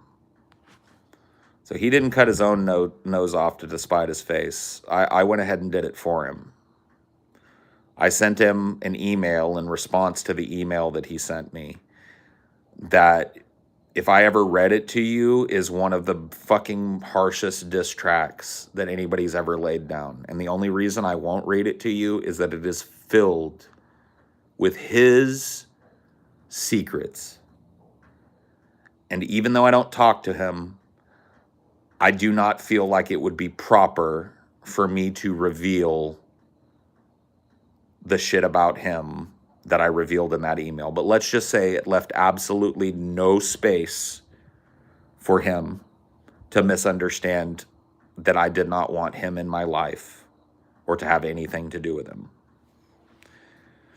And that was it, you know what I mean? The only thing that's happened since that is that he's reached out to my mom. He came to my mom's house because my mom still lives in the same town that I used to live in. And he was in town and he came to my mom's house and he asked her, like, you know, what could I do to fix things with the boy? And my mom says, call him and apologize. And then his response to that was to print out the email that I sent to him and give it to her. Like, she was supposed to get on his side, like, oh yeah, well, never mind, don't call him, and apologize. And my mom looked at it and said, he's your son. Call him. My dad was like, oh, I'm not calling him after that shit. It's like, my mom was like, then why are you here? What are you asking me about then?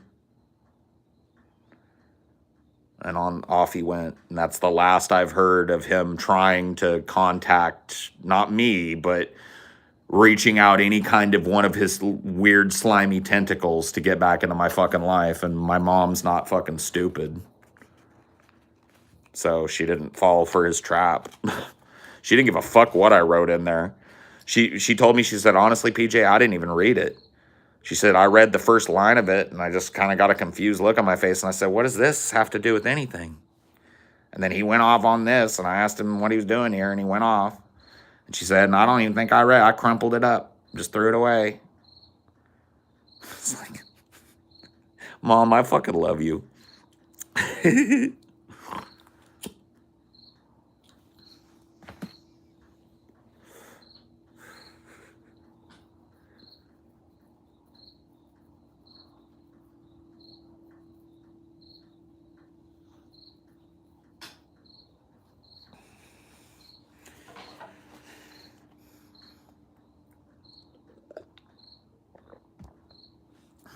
Yeah, shout outs, Mom. Based mom, dude. Yeah.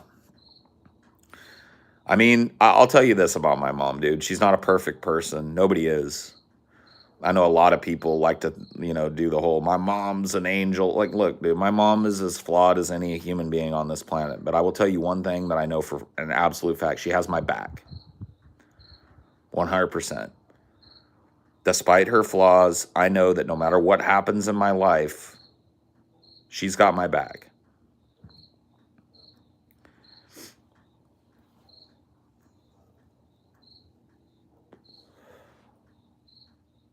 She's never not taken my back when I needed her to. And I don't think that that'll ever happen. Did your dad have a bad relationship with his dad? My grandfather was an abusive alcoholic. So I would say, yeah. Do you have any passed on behaviors with your father that you struggle with?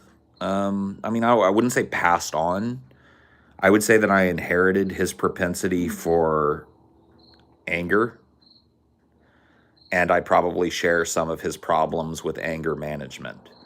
But I thankfully, cognitively, turned out way more like my mother than my father.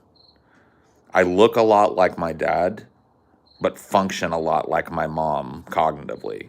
She and I are very close to the same type of person. Both empaths, both fucking intensely fucking cynical about the world, but still care about people very intensely. Fiercely independent. You know what I mean? Fiercely fucking defensive. We're cut from the very same cloth. I don't have that same base level manipulator thing that my dad has got, the 24/7 thing. I'm not saying I can't be manipulative or I've never been manipulative, but I'm saying I didn't inherit his inability to not be manipulative, which is the truth about him. I mean, that's just the truth. I don't know what that makes him. I'm not trying to put a diagnosis on him, but everything is a scheme with my father. Everything.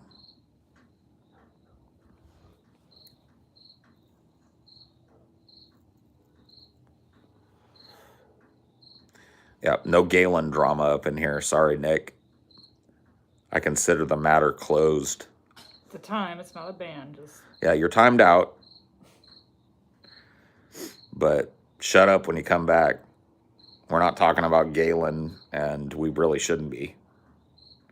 We're talking about something more interesting and more important.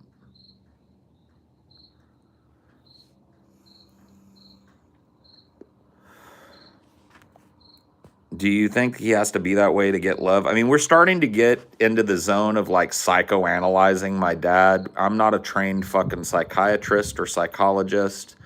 I've been on the couch for a lot of therapy, but that does not license me to pick my dad's brain apart. I'm not going to walk down the road of let's arrive at a diagnosis for my father. And I've done that in the past too, out of anger. I've said probably right here on Highdeology, my dad's probably a psychopath or some shit. And that very well may be true, but I'm not the fucking medical expert to diagnose that shit. I know that my dad has a very cold, calculating way of conducting himself behind whatever facade he puts up. There's a machine mind there. Like his brain is made of gears and levers and pulleys and belts and cogs and wheels and not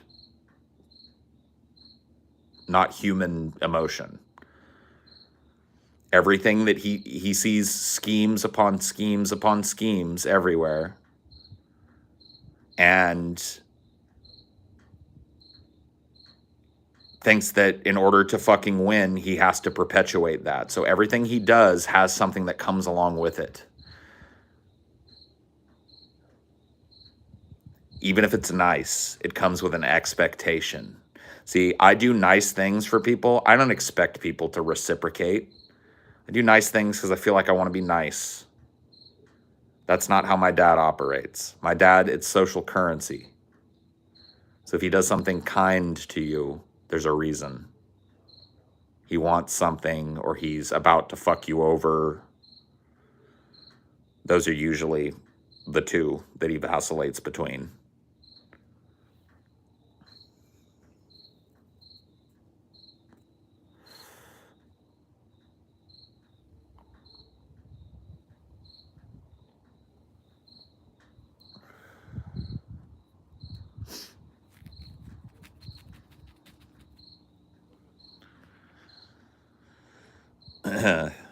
Your dad sounds kind of movie villain badass. I mean, whatever. I think he could, like, I think my dad honestly could could have walked that path very easily. Like I could see maybe not like movie villains don't exist for one thing, but I think my dad, like had he been sucked into the underworld or something, could have been like a crime lord or a drug lord or a mob boss or whatever the fuck if he was in the right positioning. He just has the right kind of mind, and he has a naturally... See, one of the things that I did inherit from my dad is he has a naturally magnetic personality. And I'm not trying to pat myself on the back, but people tend to fucking come to me when I go to places. I tend to draw attention, and people tend to fucking like me. And that's because I'm kind of a social chameleon, and I kind of got that from my dad. My mom is way more of a, I am what I am, and that's all what I am, you know, Popeye type. And I'm more of a, I read the room, and I am what I need to be. Now, it's not out of maliciousness, it's just a social tactic, but it could be used to manipulate people, right?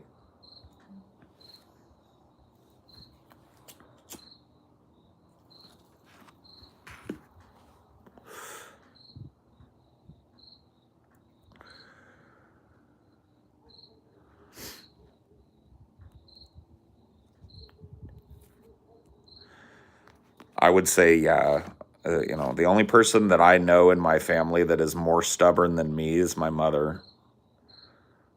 And that's saying something, man, because I'm pretty fucking hard-headed, but she is beyond hard-headed. And that can be a good and a bad thing. You know what I mean? It's an admirable trait to be steadfast in your fucking philosophy, but it's also can be self-defeating sometimes. You know what I mean?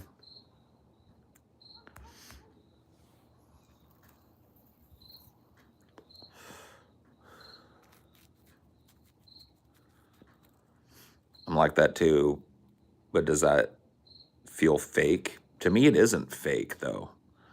Like, I don't go like, okay, read the room and let me fake everybody out. It's like, for me, it's like, okay, what do I got to do to socially navigate here and to be a likable, affable person and to have a good time in this social gathering? And I don't do that at every social gathering. It's like if I'm going to a known quantity type of place, like my mom's house for a barbecue or some shit when I'm in town, or, you know, whatever, like TJ's house for dinner or something. I'm not like that. I'll have to read the room because I know these people. But like if I'm going into a social situation where I don't know everybody, or a social situation where I know some people and not everybody, I do that. I read it, you know what I mean? I go, okay.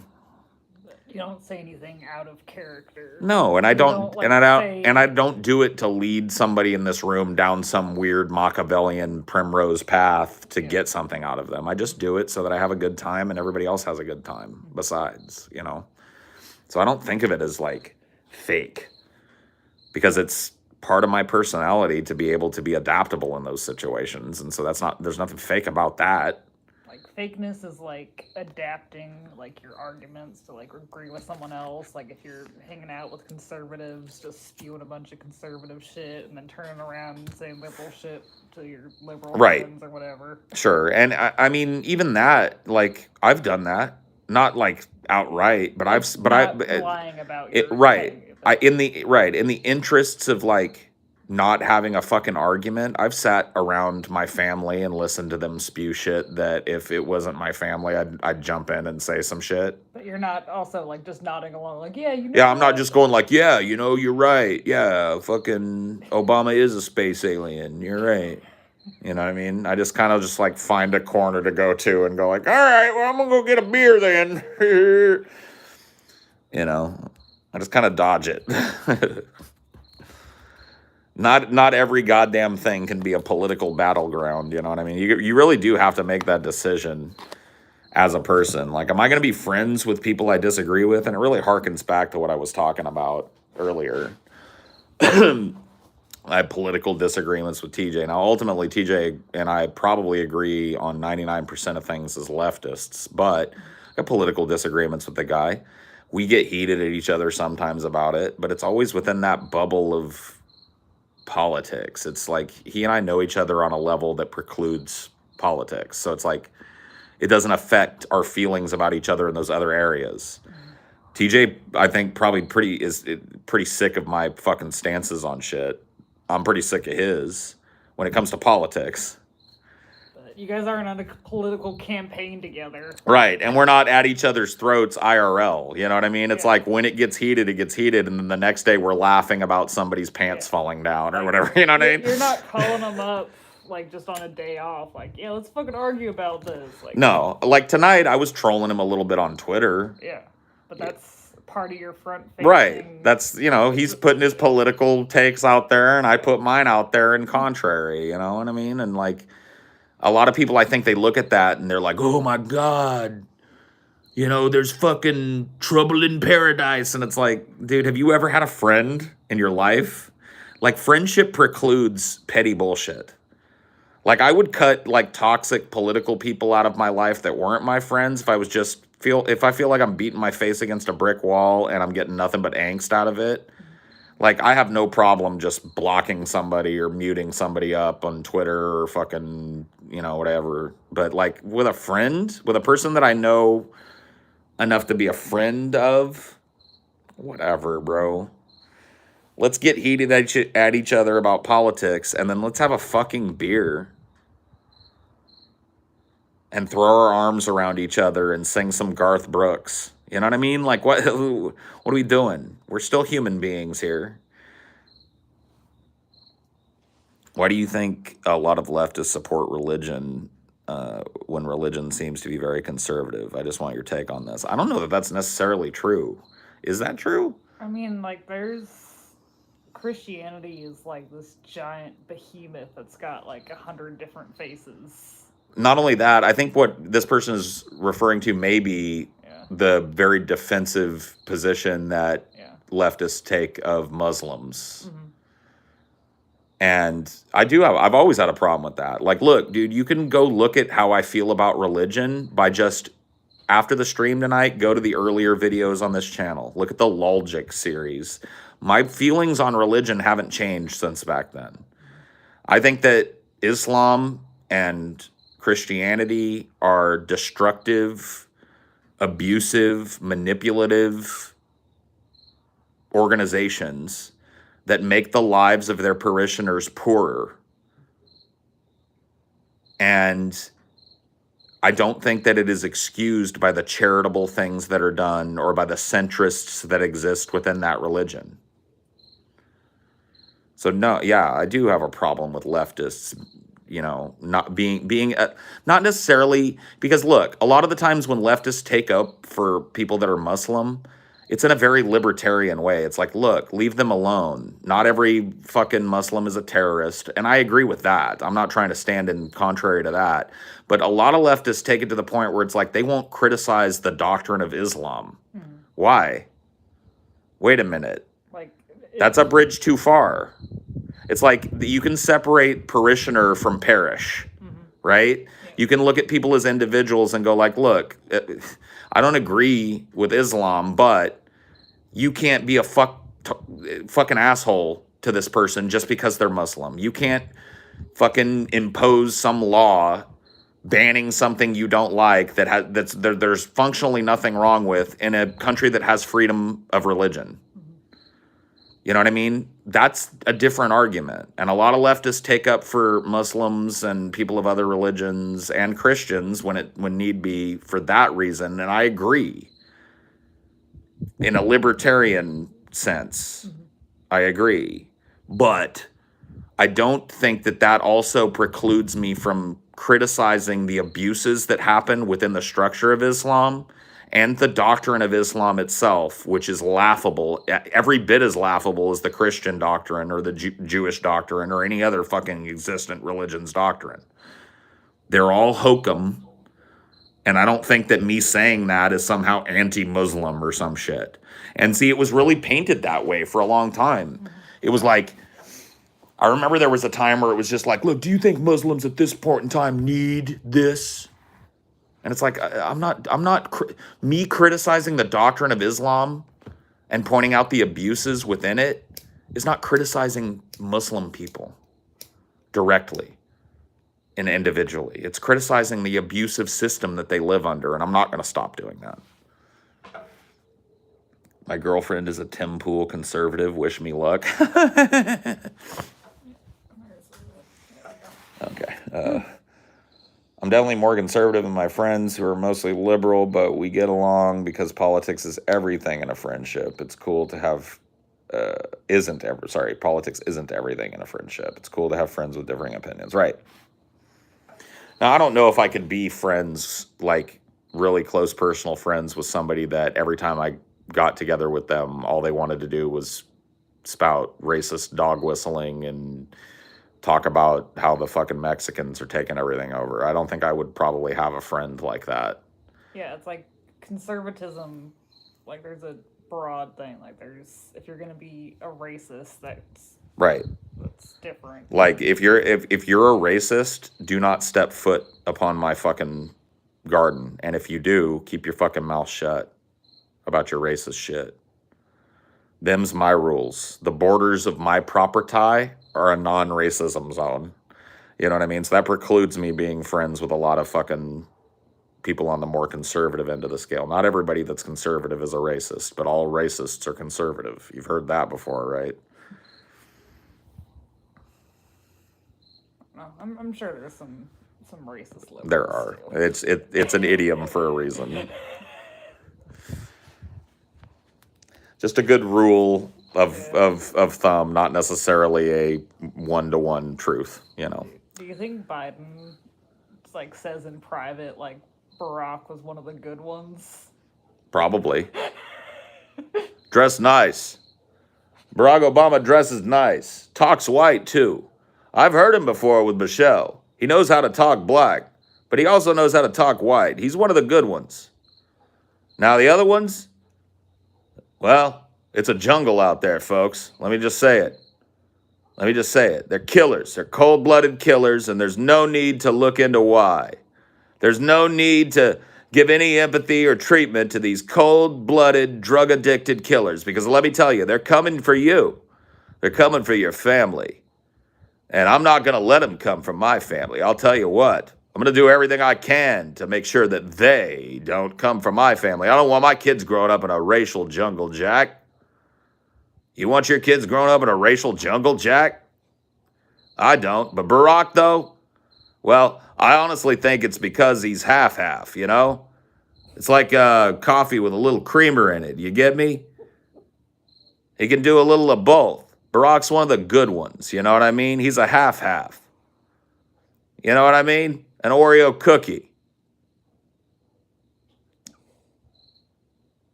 Did you pull that from my mom's story? Yeah. Getting approached at Disneyland, calling my sister an Oreo baby. Yeah. It's like... Amelia has two little sisters who are of mixed racial heritage, and a lady walked up to Amelia's mom at Disneyland when one of them was little and said, "What a beautiful little Oreo baby," and fawned over her and then walked away. And I guess Amelia's mom just stood there like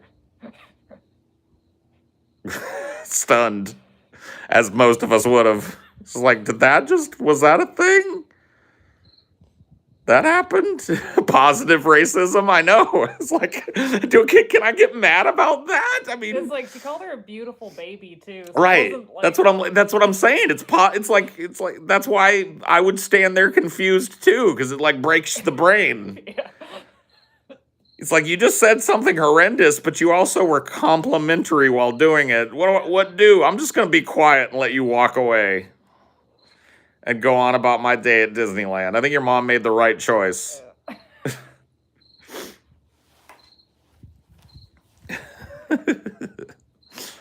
Funny shit, though. Pretty funny stuff. I mean, pretty sad, too. But at least we can laugh at it. It didn't affect those little girls none, I'll tell you that. She was like 2 years old. Right. She don't remember shit. I don't know why my mom took her to Disney World at 2 years old. Oh my fucking God, dude, Mulatto. Yeah. That had we had to snip that early the first time fucking Amelia met my fucking well, not the first time. I guess it was like the second time you met him, huh? Yeah. When we went back and visited. Mhm. Yeah. Like oh yeah, that's because we were watching Patrick Mahomes. Yeah. And they kept calling him Mahomie, which is already a little bit of a, you know what I mean? They kept like that's my my parents' nickname for Patrick Mahomes is Mahomie. And then we were watching it, and my stepdad started calling him a mulatto and shit. And then both of us were just like, but we were over at their house. Then the next time they came to visit us, my mom started talking the same shit, and Amelia just was like, mm-mm. She's like, I have two little sisters that are half black, half white. You need to stop. And I haven't heard it since. You know what I mean? It's just like people don't understand. Like you can't just look at somebody and assume that they're a racist because they're white. You know what I mean? Yeah.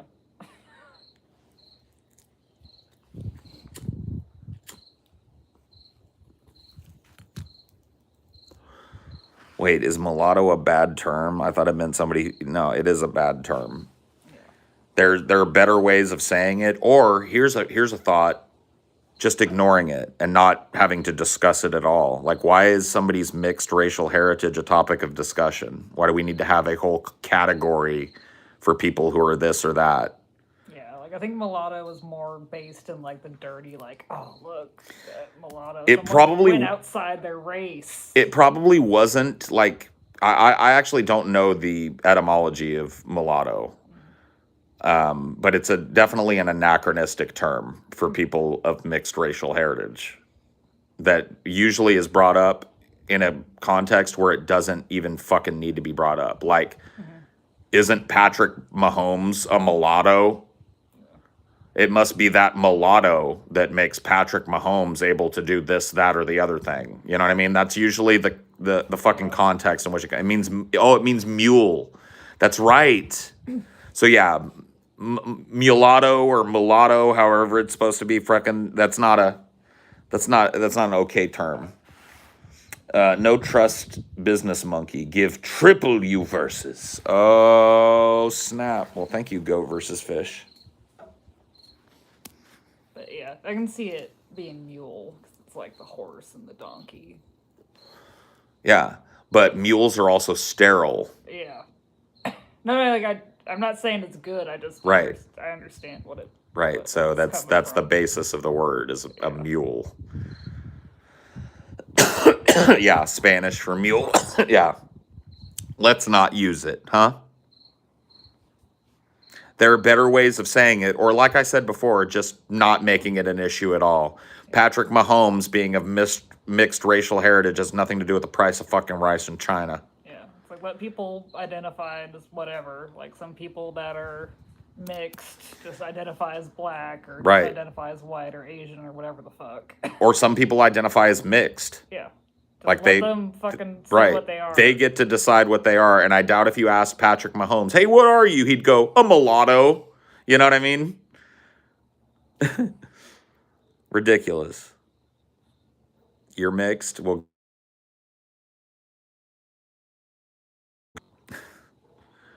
there's another little frog up here. I'm not going to leave him because I think he's actually eating bugs and shit up here. Yeah. This is the third time. Yeah. There was another one. He was a different one. He was a smaller one. I think this is the same one I kicked off a while ago. I think he's back here to get bugged. So, you know what? I'm just going to let him do his thing. Yeah. He seems persistent. Yeah, he keeps coming back. So he's probably eating over here. That's fine. Based froggy. Yeah, I know. I carried that first one away that you saw me do. And then halfway through the stream tonight, another one hopped up here that I took out there. And I'm not going to do it for you, friend. I'm starting to get the idea that you guys want to be up here, and that's cool by me. You guys eat all the bugs you want. I mean, it's especially like since it was a rainy day, they're not gonna fucking like burn to death in the next few hours. They were here at like high noon or something, and Yeah.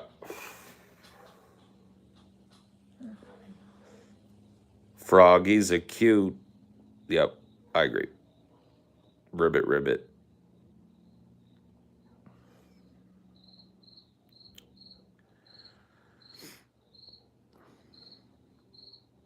I just got done telling you that your racial mix isn't like an immediate identifier about your personality, and everybody's now telling me their racial mix.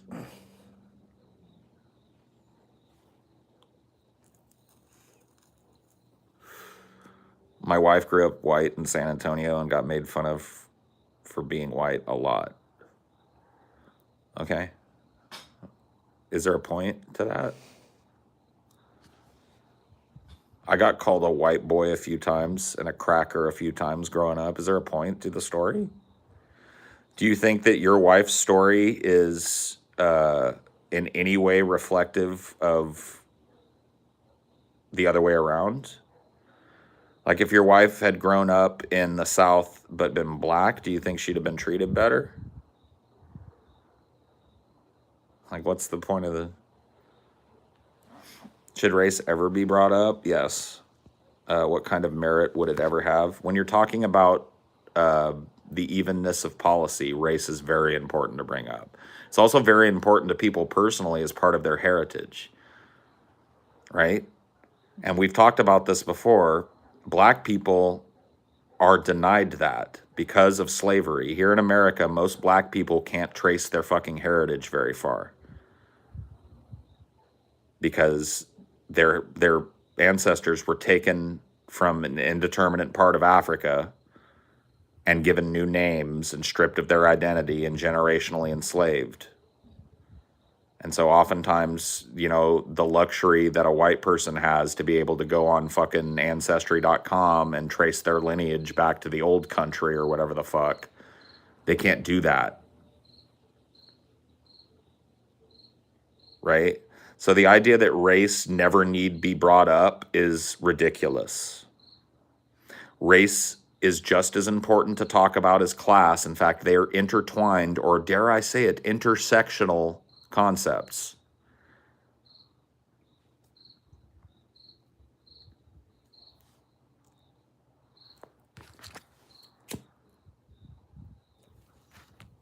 Not everything is racially based, though. A lot of it has a racial component to it. Like, let's take the environment being degraded. You might be a person that says, well, race has no place in that conversation. Yes, it does. You know who predominantly suffers from exploitation? The Global South. Do you know who lives in the Global South? People of color.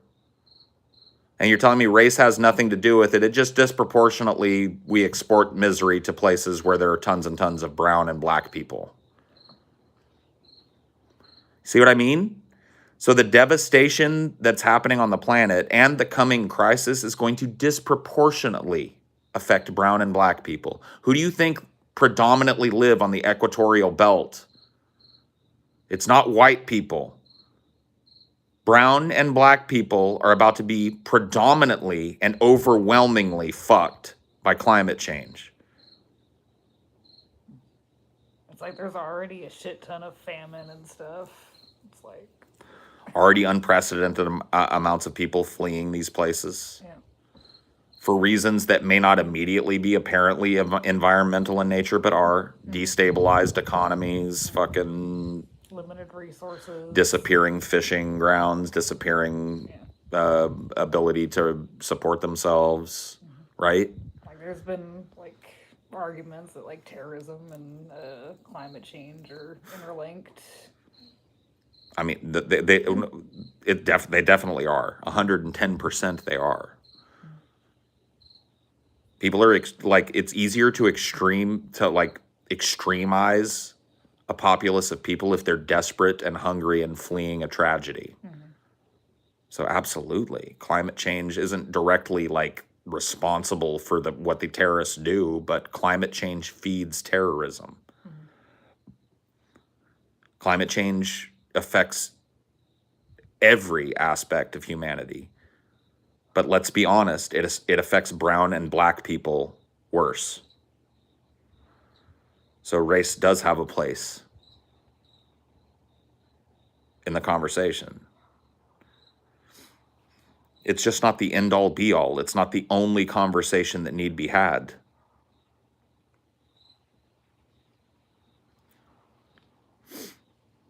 Define terrorism. Religious extremism with a violent component. I mean, I wouldn't say it's necessarily just religious. Usually, though. Political, too. Religious or political extremism with a violent component. Usually that one that targets random average citizens and civilians as a show of to instill terror in the population, right?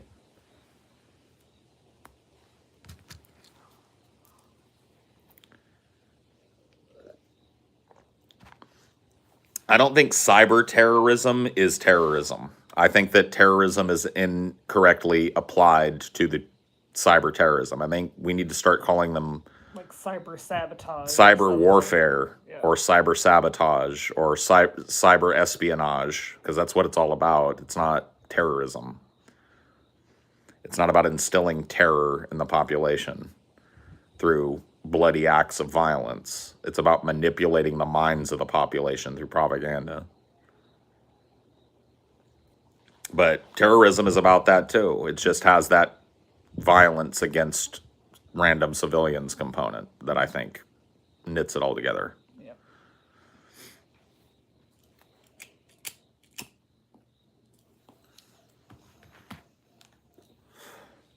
You can instill terror through a screen. You absolutely can. In fact, Al-Qaeda and different terrorist organizations, although America is culpable for their fucking training and creation, used it all the time. They cut people's heads off on screen. Like, that's just a murder.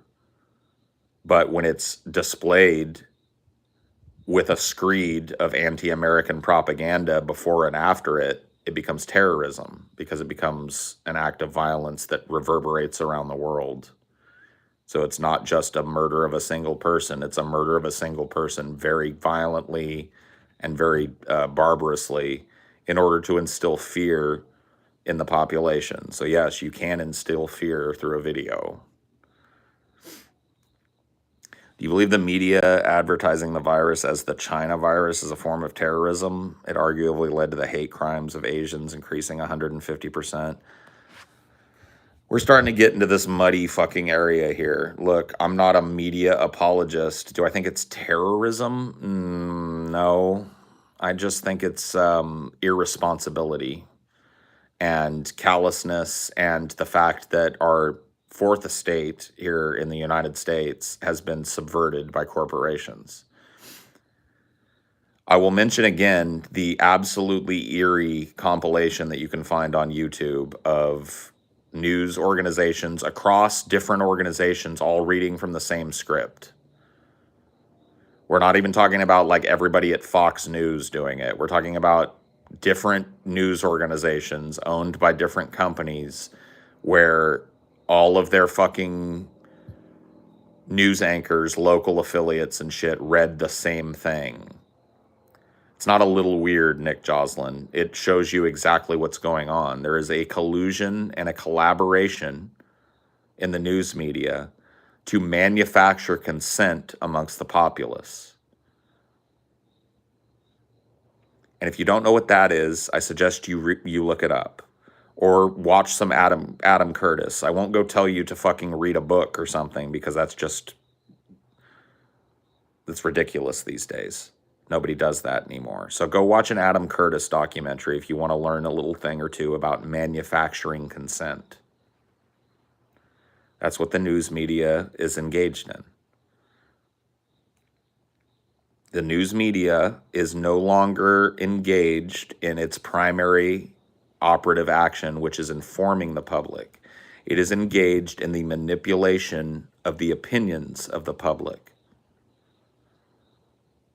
for the reasons of the perpetuation and legitimization of a system that is raping the planet. It's been usurped underneath the people and turned into a fucking circus show of corporatism and apologencia.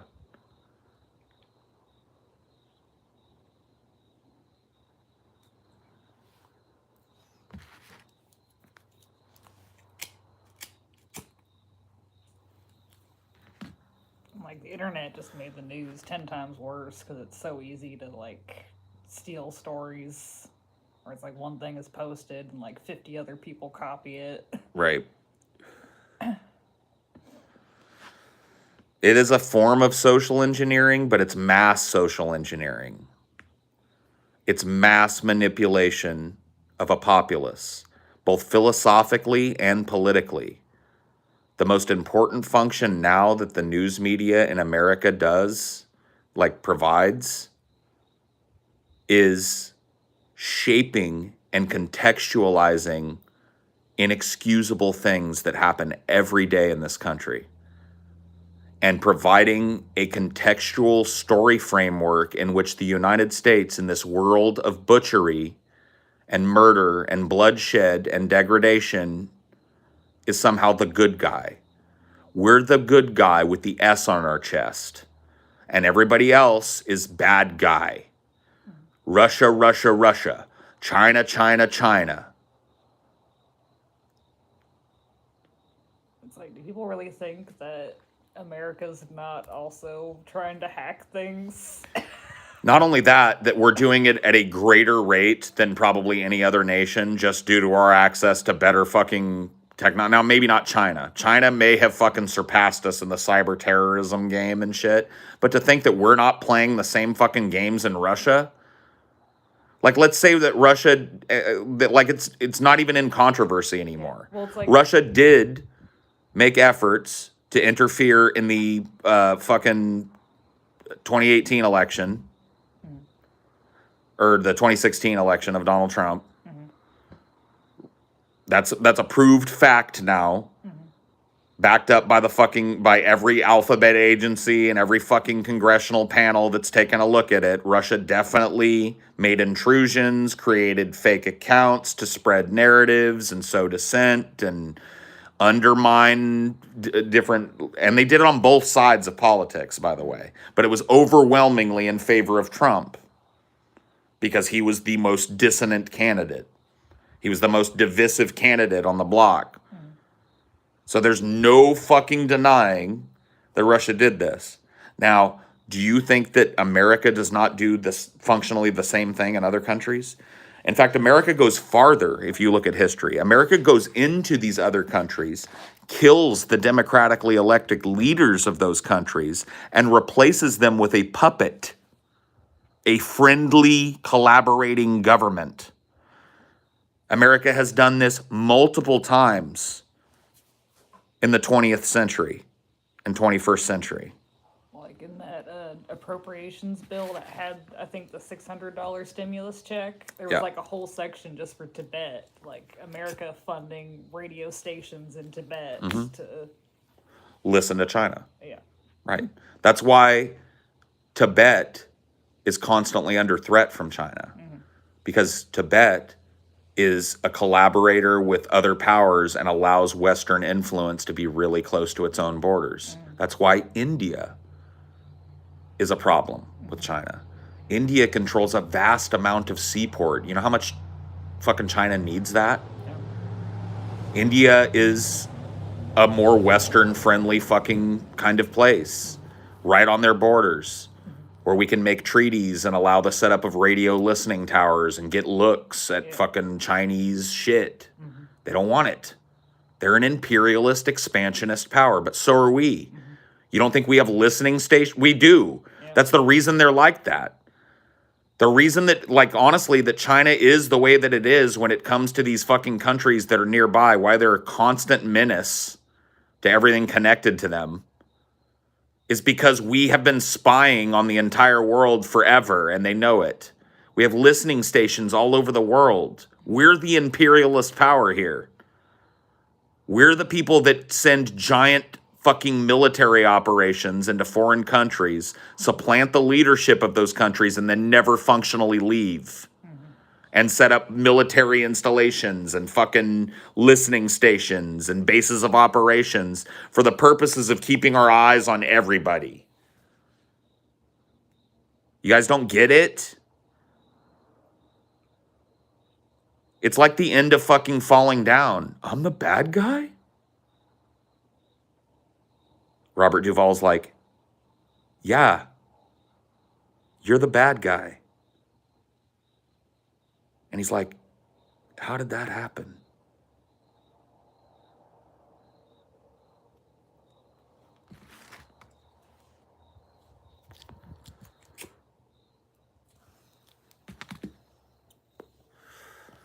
Pulls out squirt gun. Yep. I love that fucking movie. I have to watch that with Amelia. I don't want to spoil I've it. not seen it. It's so great. It's so fucking good, man.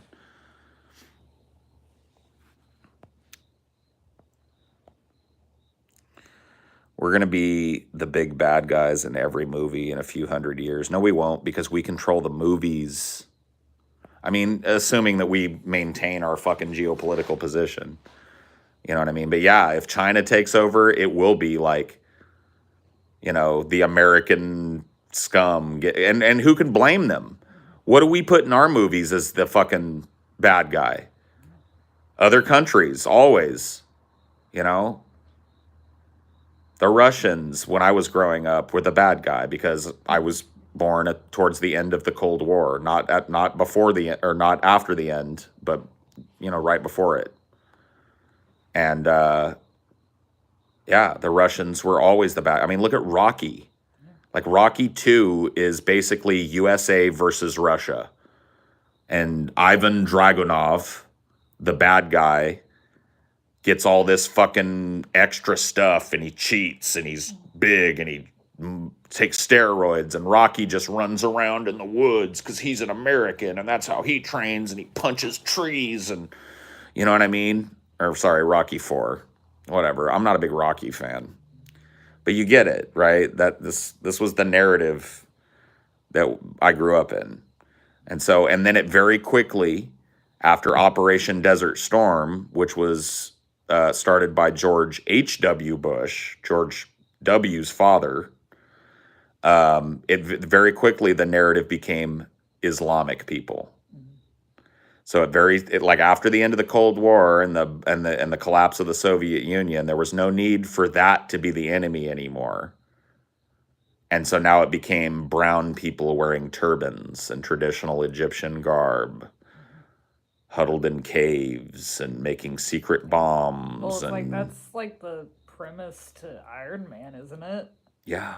And pretty much every other fucking action movie that came out in like the late 90s through the mid 2000s, all the way up until now. I mean, usually it's like, if it's not a Middle Eastern terrorist now, because that's become passe, now it's like a Balkan. So now we look at the fucking people that live right on the border of the USSR, because the USSR is ascendant again, you know? So now it's a Balkan, but it's never a Chinese person. It's never a Chinese villain, though. Not anymore. Because China's marketplace is too important.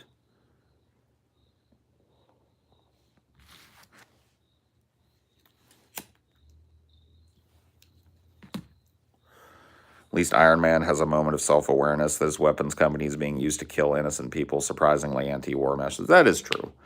I mean, but it doesn't fucking change the fact that there needed to be a bad guy that he was fighting against, and it happened to be Afghanis.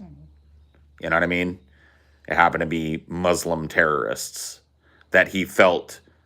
You know what I mean? So when there was a need for there to be an enemy in the world and they were writing that script for Marvel, they could have chosen any nationality that they wanted, or any kind of terrorist cell within the United States, or any kind of thing, and they chose the Islamic world as the template bad guy that Tony has to come to realize that he's exploiting rather than protecting Americans from. So once again, that choice is telling, because if Iron Man, the movie that we saw, was made back in 1985, when I was a little kid,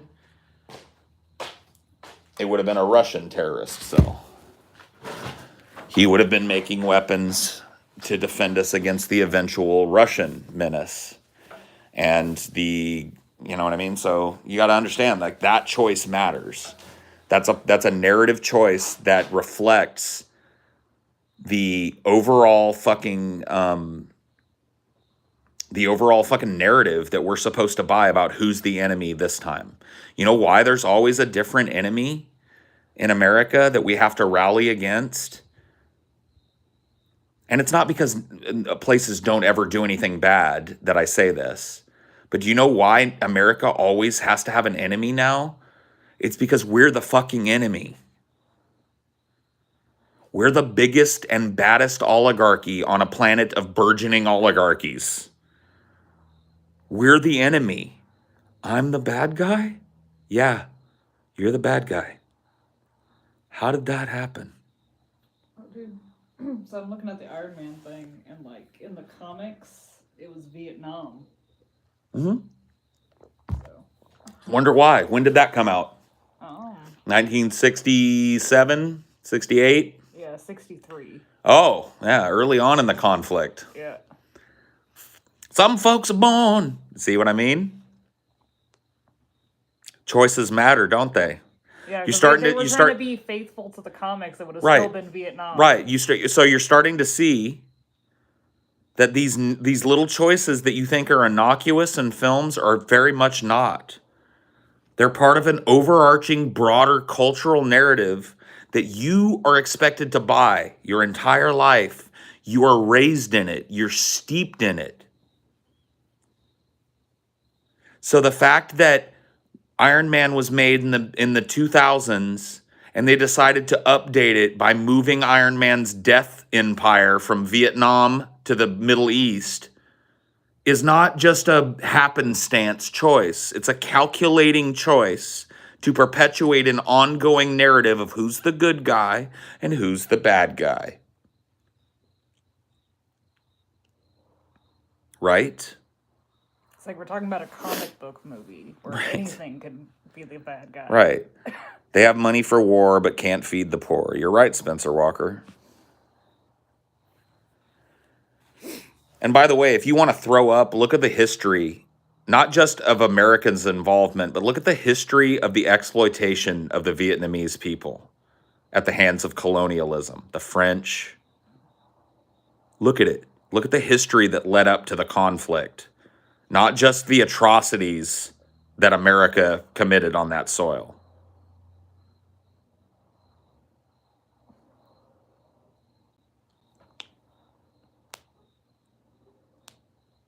Ah, the French champagne. There's a new vintner by the name of Paul Masson.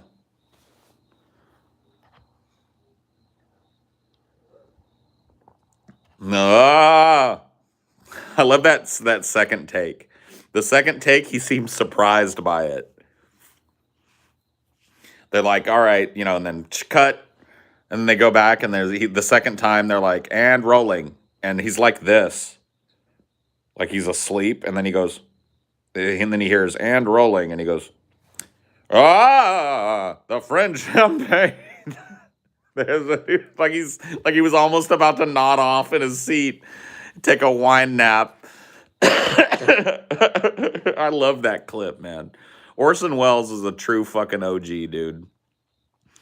You gotta love the man. Wasn't he pretty good in that? What was that old movie we watched about remember the Clock Tower movie? I can't remember the name of it. Clock Tower movie is just making me think of Back to the Future. So No, the movie where at the end, like he's obsessed with clocks. He's like a Russian spy. It's an old movie we watched, black and white, in a little town. He's a Russian spy. There's a murder in town. Orson Welles is in it as a young man. We watched it together.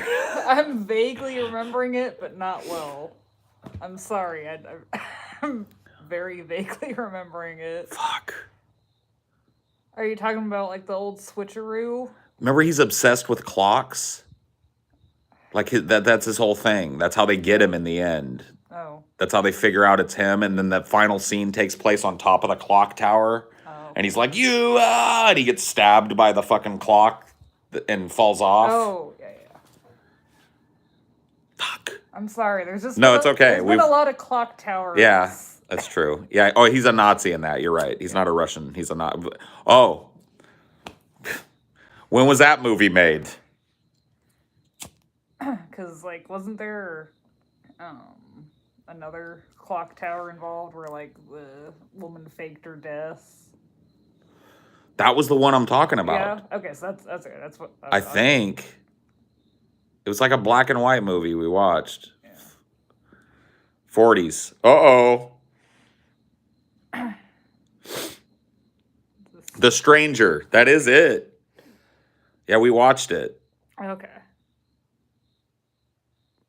So the exact right time for the bad guys to be Nazis. Yeah. You see what I mean? These choices have weight and consequence and are not made randomly. They're not just based on some kind of narrative device that the person that wrote the movie wants. They're based on an overarching cultural story. Once again, that you are told from your very first ability to be cognizant of it. Yeah. You are told that this story exists, this is that is this. And it's not just your parents, it's all the media that you're fed is feeding you this cultural narrative. We're the good guy, they're the bad guy. We're the good guy. You know how I know this? Because I've lived long enough to see different bad guys come and go. The African Queen was Russians. Indiana Jones. Right. Nazis. Well, And Russians. Yeah, Russians and the fucking Crystal Skull. Yeah, it's back to the Russians and the Crystal Skull. I mean, I think Indiana Jones was a little more anachronistic because, like, it was made in the 80s when the Nazis were not our problem. You know what I mean? So I give it a pass because it's meant to be a more historical movie. Yeah. But you still have to understand there was a choice made. There has to be a big bad. Who is it? The Nazis. Well, yeah, the Nazis were bad. I'm not trying to make the argument that they were good, but that's the narrative. Indiana Jones, good guy. Germans, bad. You know, Indiana Jones, where's he from? Well, he's named after a state in the place that he's from. You know what I mean? No, I do remember The Stranger now. Yeah. I remember it's not super fresh in my head, but I could not remember the name of it. And I remembered more the women switching the clocks for some reason. You know what I remember the most? The clock thing, Orson Welles being in it, and that weird game, that paper chase. Oh, yeah. That was weird. Yeah. That was... So there's this game people... Anyway, I don't want to get sidetracked on it. But yeah, go watch The Stranger. It's a weird movie. But anyway, that's the point, though. I mean, like, it really is the point. You're told you're told to buy a cultural narrative. You're not even sold it. It's just foisted upon you by your parents, by every source of media, and it tells you you're the good guy, and everybody else in the world is a potential bad guy or somebody that we've saved from the bad guys. You know what I mean? Like in America, you're an American, you're an American, you're an American, blah, blah, blah, blah. And this is happening all over the world in the same very same way. It's called nationalism. And it's part of an overarching narrative that excuses the rape of the planet. That's what Ishmael is about. Not directly what I'm talking about here, but it's about this cultural narrative that I'm speaking of. Hey, Rock Finn, I've seen you say America like fucking 15 fucking times. Can somebody ban that douche, please? Nuked. Drop the hammer, please. He's a child. He's not adding anything. He needs to go spam Tyler One's fucking Twitch stream with PogChamps.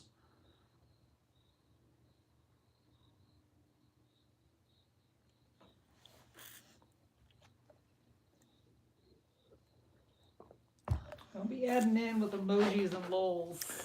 I mean, it's okay. Lols are okay when I just dunked on somebody. Like, that's a contextual lol. I'm fine with it. But don't think that, you know. It's just a warning to, like, not do it out of context. That's why that dude just got decafed, was he one word posted. So keep, you know, we're talking, you know, we have a topic going here. I think we need global nationalism, but then there's no such thing as a nation anymore. So we don't have nationalism anymore if there's a globalist government. The idea is to get rid of the idea of nation states and to unite everybody under one government that realizes and recognizes regional differences and reacts appropriately to the different needs that different cultures have and different geographical areas of the planet have.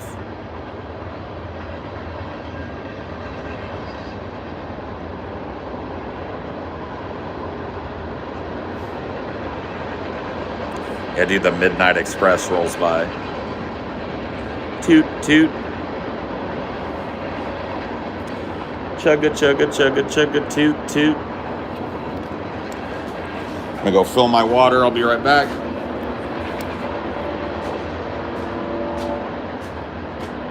Water, baby.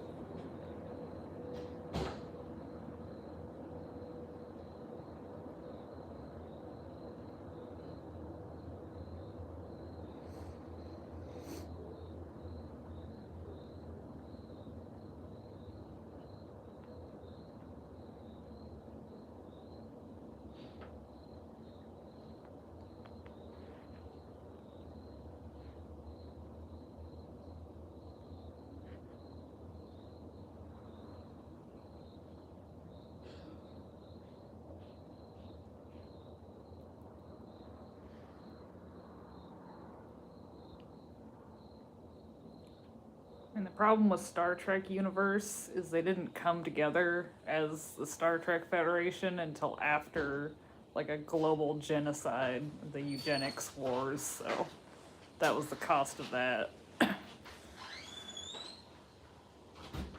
Highdeology, dude. I love it. No, like people were bringing up like Star Trek as the ideal. It's like that was on the back of the eugenics war that killed Oh yeah, millions of people. You're just showing people why I love you so much. Thank you, honey.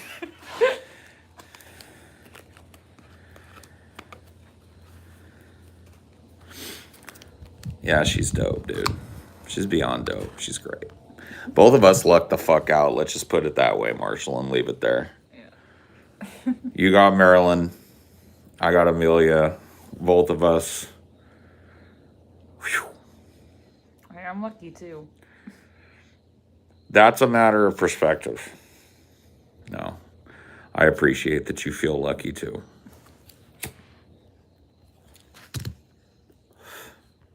We're a pair of lucky ducks, us.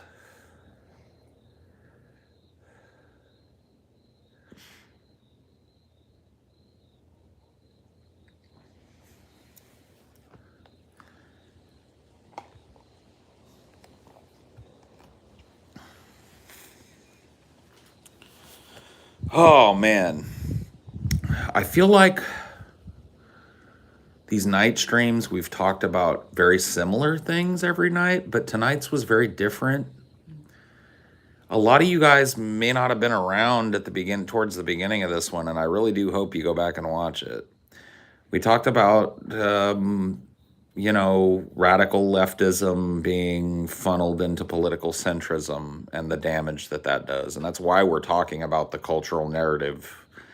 This is just a conversation that is mutated into a conversation about Ishmael.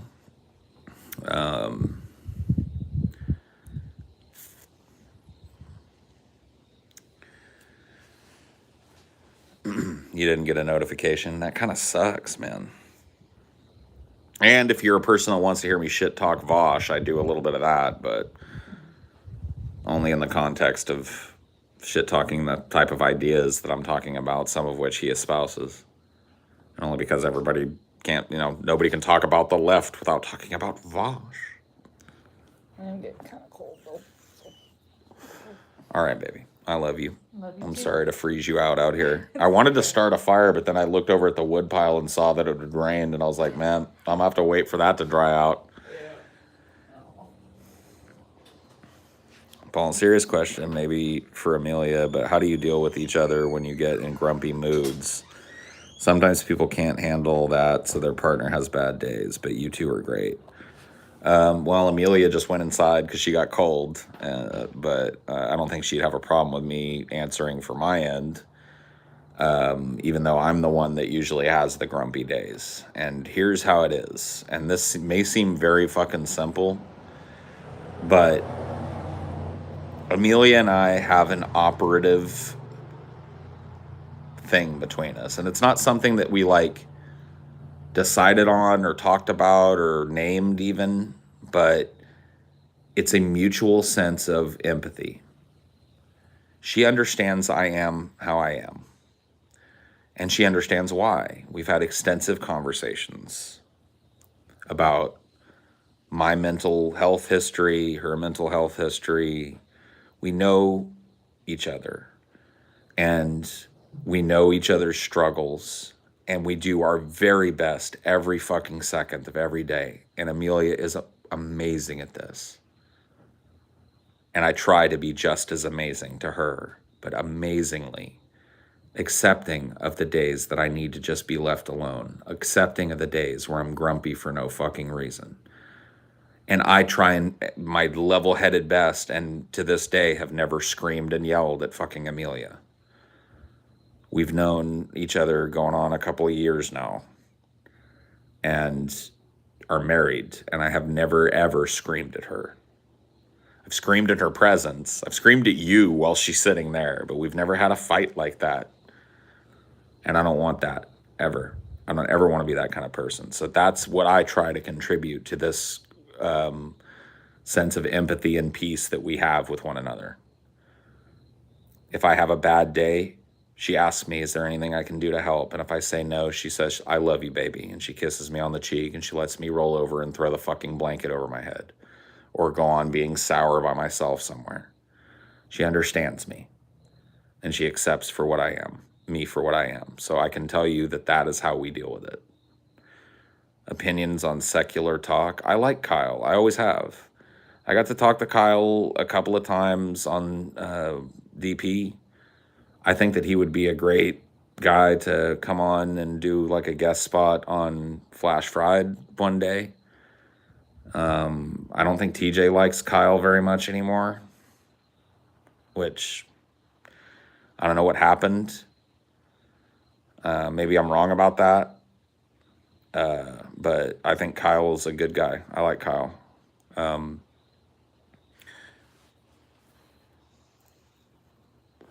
I don't know. Maybe I'm misreading it, but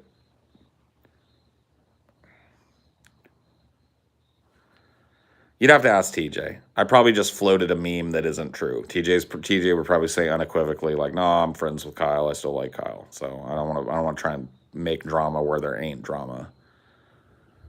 But I just get the feeling that like TJ's not on the same page with Kyle, and that makes him kind of disinterested in the idea of collaborating with him or whatever.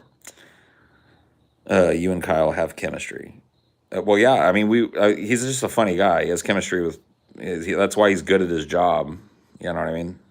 He can go on these shows and have chemistry with pretty much whoever he's there with,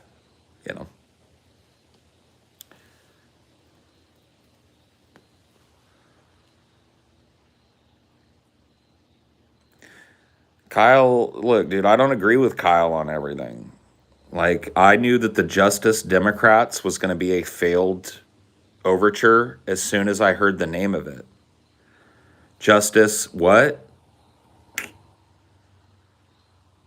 That's not going to work. And see, I don't think, yeah, I think that Kyle might be coming around to that idea now. I don't watch a lot of Kyle Kalinski's content, but when I do, it seems like he's starting to get a little bit fucking black pilled on this AOC shit. He's starting to understand that, like, working within the system creates failure.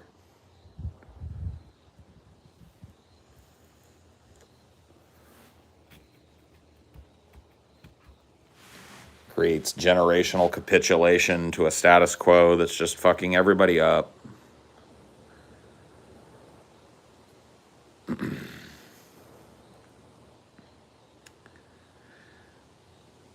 Marshall, bro, can I just say that you're a real one real quick? Marshall's a real one. Jareth, you know what, dude? Fuck this whole conversation we're having right now. I'm gonna talk to you, Jareth. Can I squash some shit with you, Jareth? And I don't want you to feel like you're under the microscope and shit, but dude, despite what went down, and I ain't gonna drag it out in front of people, I still like you, dude. I still think you're a cool dude. You know what I mean? You wouldn't be wrenched up in my chat, and I wouldn't say hello to you if I didn't think you were a cool dude. I understand what went down and shit, and I hope you don't kick yourself in the fucking ass for it too hard. You gotta fucking fall down to get up, or whatever the fuck, you know what I mean? Like, I may not have been as good at telling you that at the time or whatever, but you need to know that. You got fucking genuine talent and shit, and you need to know that.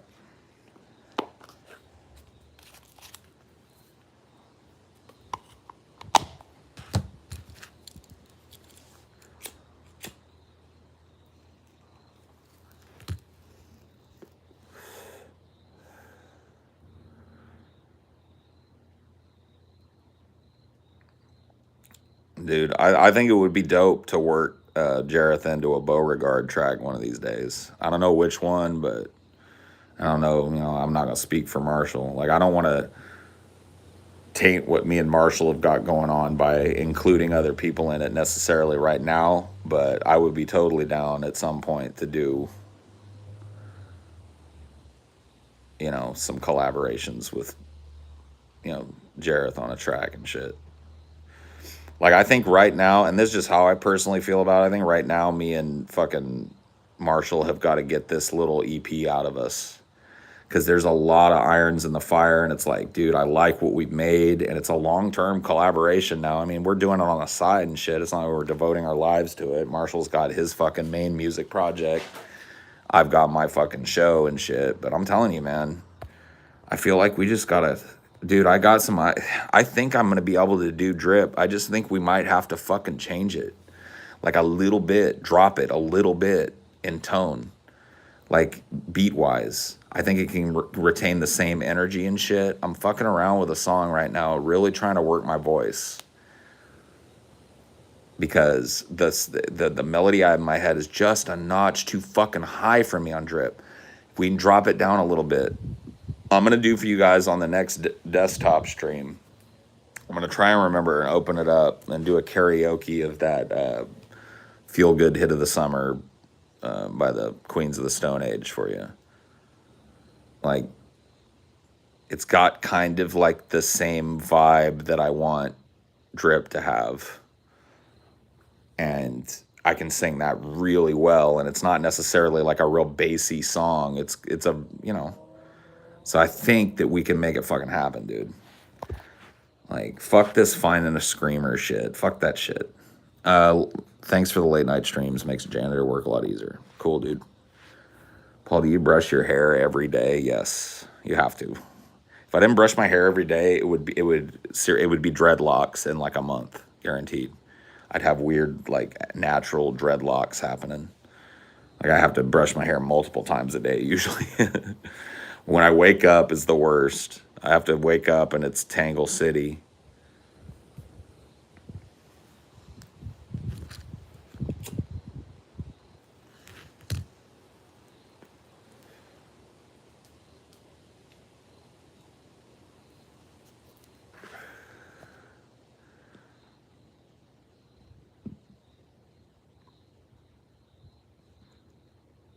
worst part of long hair.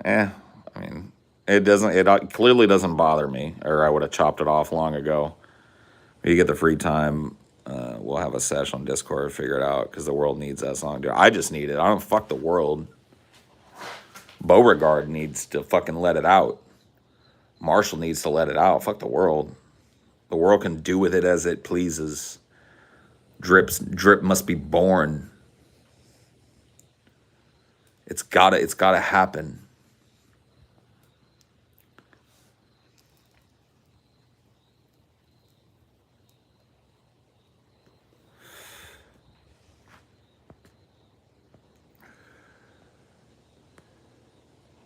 I tried, world. You heard the man. Yep.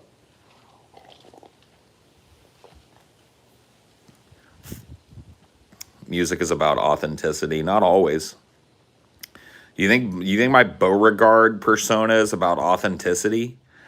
When I'm talking about hopping out the ghost, and dude, I've never even been in. I don't even think I've ever seen a ghost in real life, like a what he's talking about, a Rolls Royce, a Rolls Royce Phantom, or Wraith, or whatever the fuck.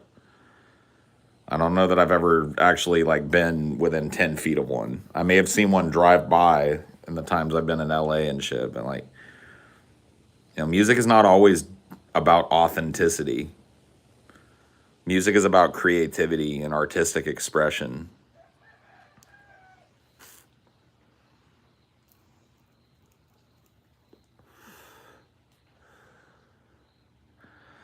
Beauregard, though, on the other hand, he knows the inside and outside of a ghost.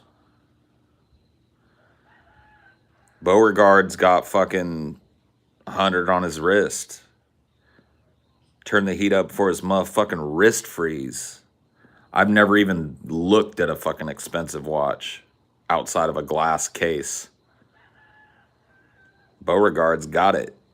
See, that's what Beauregard is about for me, if you want to know. And like Beauregard, the idea to have that kind of a persona is born from something that I did to myself, which is,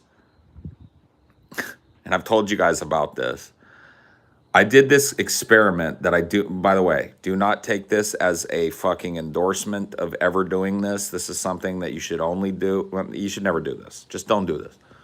I decided that I was going to trip acid 3 days in a row. And really just like take a hit. You understand, if you're on a good solid acid trip, you're on the ride for 12 hours and then there's a come down. So it's like 3 full fucking days spent doing. I had some time off, no plans. It was like, I'm just gonna fry balls for 3 fucking days straight. When I can, I'll fall asleep, and then as soon as I wake up, you know what I mean? I didn't do, like, that's what I meant. It's like I had like a week off. So over that week, I would fry until I can sleep, and then as soon as I wake up, I'd get up, have my cup of coffee, or whatever, and then I'd drop. I'd fry all day. And during that, the second day that I did that, I spent the entire day listening to Go Flex and by Posty, and I became enamored with the idea, the way he presents it. Man, I just want to go flex, gold on my teeth and on my neck. That whole idea of just like wanting to go out and just, and for me, it's not like I don't want to live that. And I think the song Go Flex, if you listen to it, is about wanting to live that. And for me, it became about wanting to experience that like one time.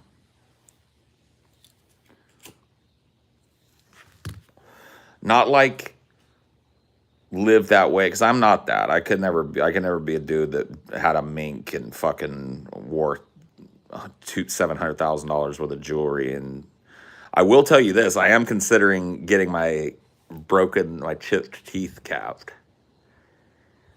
with something that's not an actual tooth cap. Maybe some metal up in there.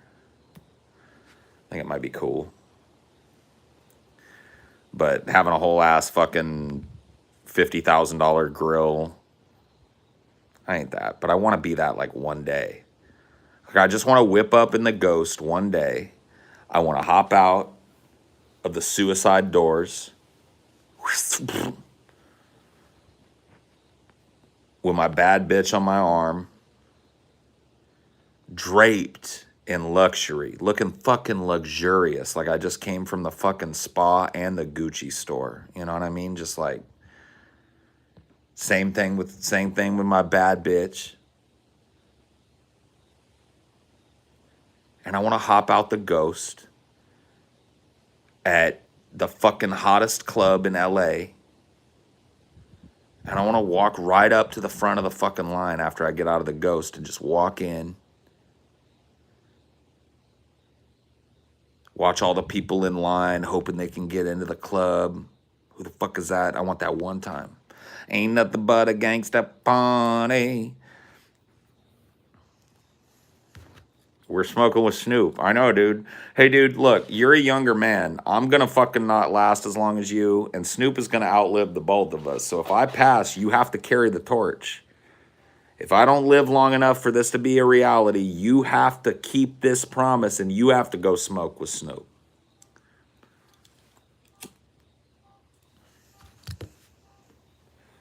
What would my name be? Beauregard. I'm with the French.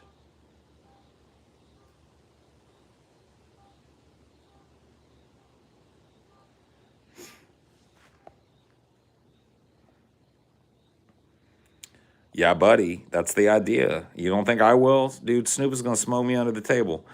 When Post Malone was on Snoop's podcast, he didn't hit the joint. I don't care. I mean, that seems like a bad idea, but maybe Post doesn't like smoking. I don't know. Maybe he's one of those people that like gives him anxiety or whatever, and he doesn't want to do it.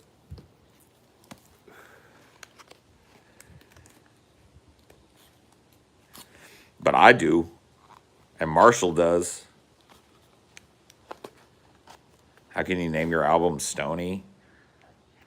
How can you name your album anything when you don't have a fucking album? It's real easy to like poop on something that you can't do yourself. Like, what's the Xenodroid album named? What's your fucking contribution to the history of music?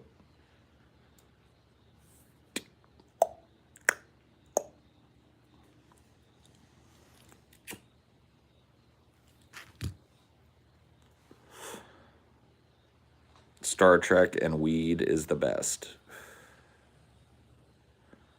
It's called Ultraviolence. Oof. Real original. Real original one there. You've chosen a very, very deep concept. That's definitely better than Stony.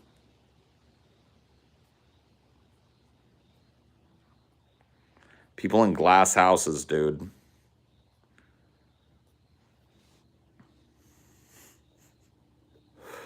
I mean, it's been a lot of years since Kubrick, but a lot of people know exactly what you're talking about. It's not an obscure quote.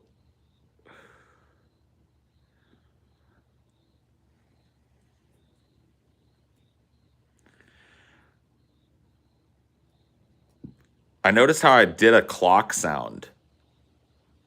Remember when I asked him, I was like, what's your fucking album called? I was like, and then he spits a Clockwork Orange line at me. Psychic.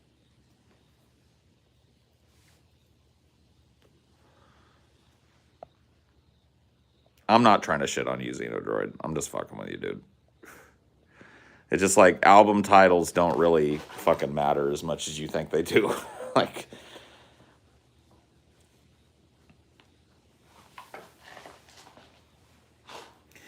the music on the album matters way more than what you name it. You know what I mean? Maybe there was a day where that wasn't true, but it ain't now.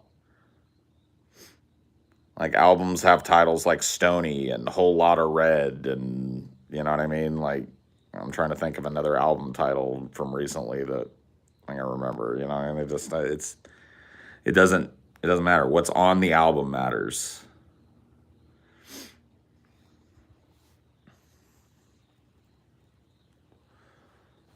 Don't judge a book by its cover.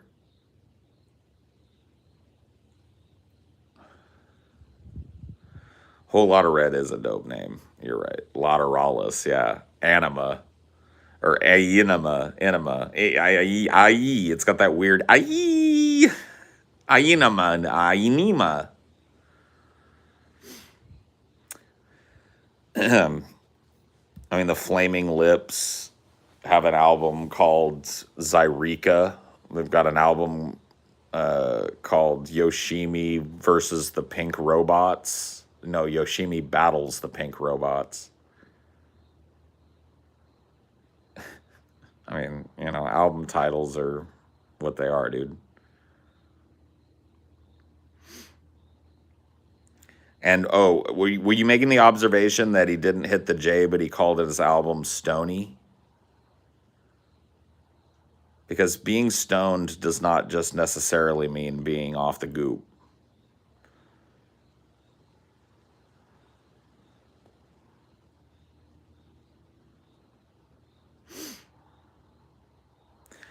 Or maybe he's like cleaned up. Because like he does have that song Up There that's clearly about marijuana. Or at least wanting to use it. So maybe he's like stopped using drugs or something. Maybe he had a few too many Bud Lights and had a problem. Got himself cleaned up or some shit. I don't fucking know. I don't care. I don't care what he smokes and what he does. If I'm in the room with Snoop and a blunt comes across, I'm hitting the blunt. I'm gonna do it. Oh yeah, Snoop's got that California. That ain't no fuck around. Snoop's got the California. He's got the Cali Bud. And people think like, oh, well, you know, Washington Bud, blah, blah, blah, blah. I don't even want to hear it. I've had it.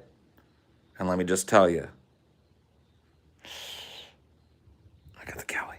So sorry, Xenodroid. I came to it finally, though. I worked my way through it. My dumbass was able to finally pick up on the context.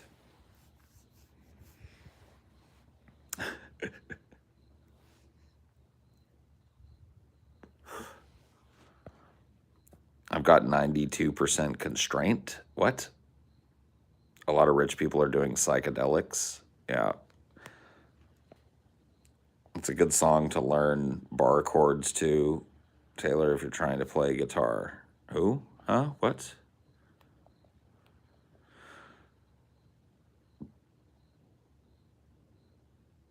Oh yeah, dude. That's actually a fucking dope ass album, dude. I hope you like it. Yoshimi Battles the Pink Robots is probably it's my second favorite Flaming Lips album.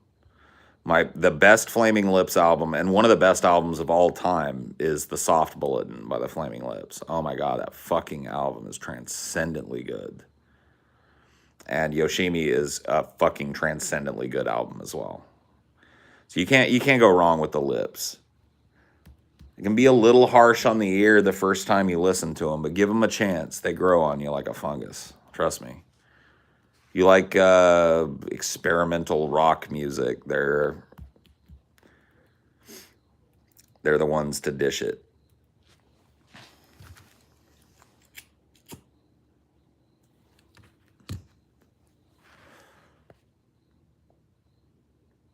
I think it was you who recommended the Thermals, and I love that band now. Oh my god, dude, yeah. The Thermals are a great example of like kind of like post-punk. Locusts, tornadoes. Yeah, dude, I love I love the Thermals. That album, The Body, the Blood, the Machine, is fucking amazing. If you like the Thermals and you've never checked them out, check out especially the early albums. And I'm not saying they are even really similar super similar bands, but I feel like they have a similar vibe. Check out Say Anything, especially their early albums, like Is a Boy, Is a Real Boy, Was a Real Boy, companion albums. Their older stuff. Check that shit out and tell me it's not great.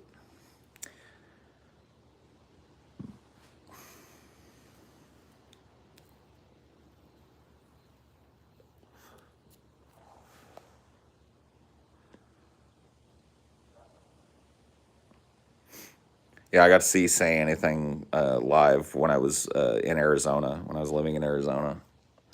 It was a great show. And that's what actually got me in. They opened for some other band that I'd never heard of that was actually headlining that night. And I actually, to this day, can't remember what that band was because I saw Say Anything.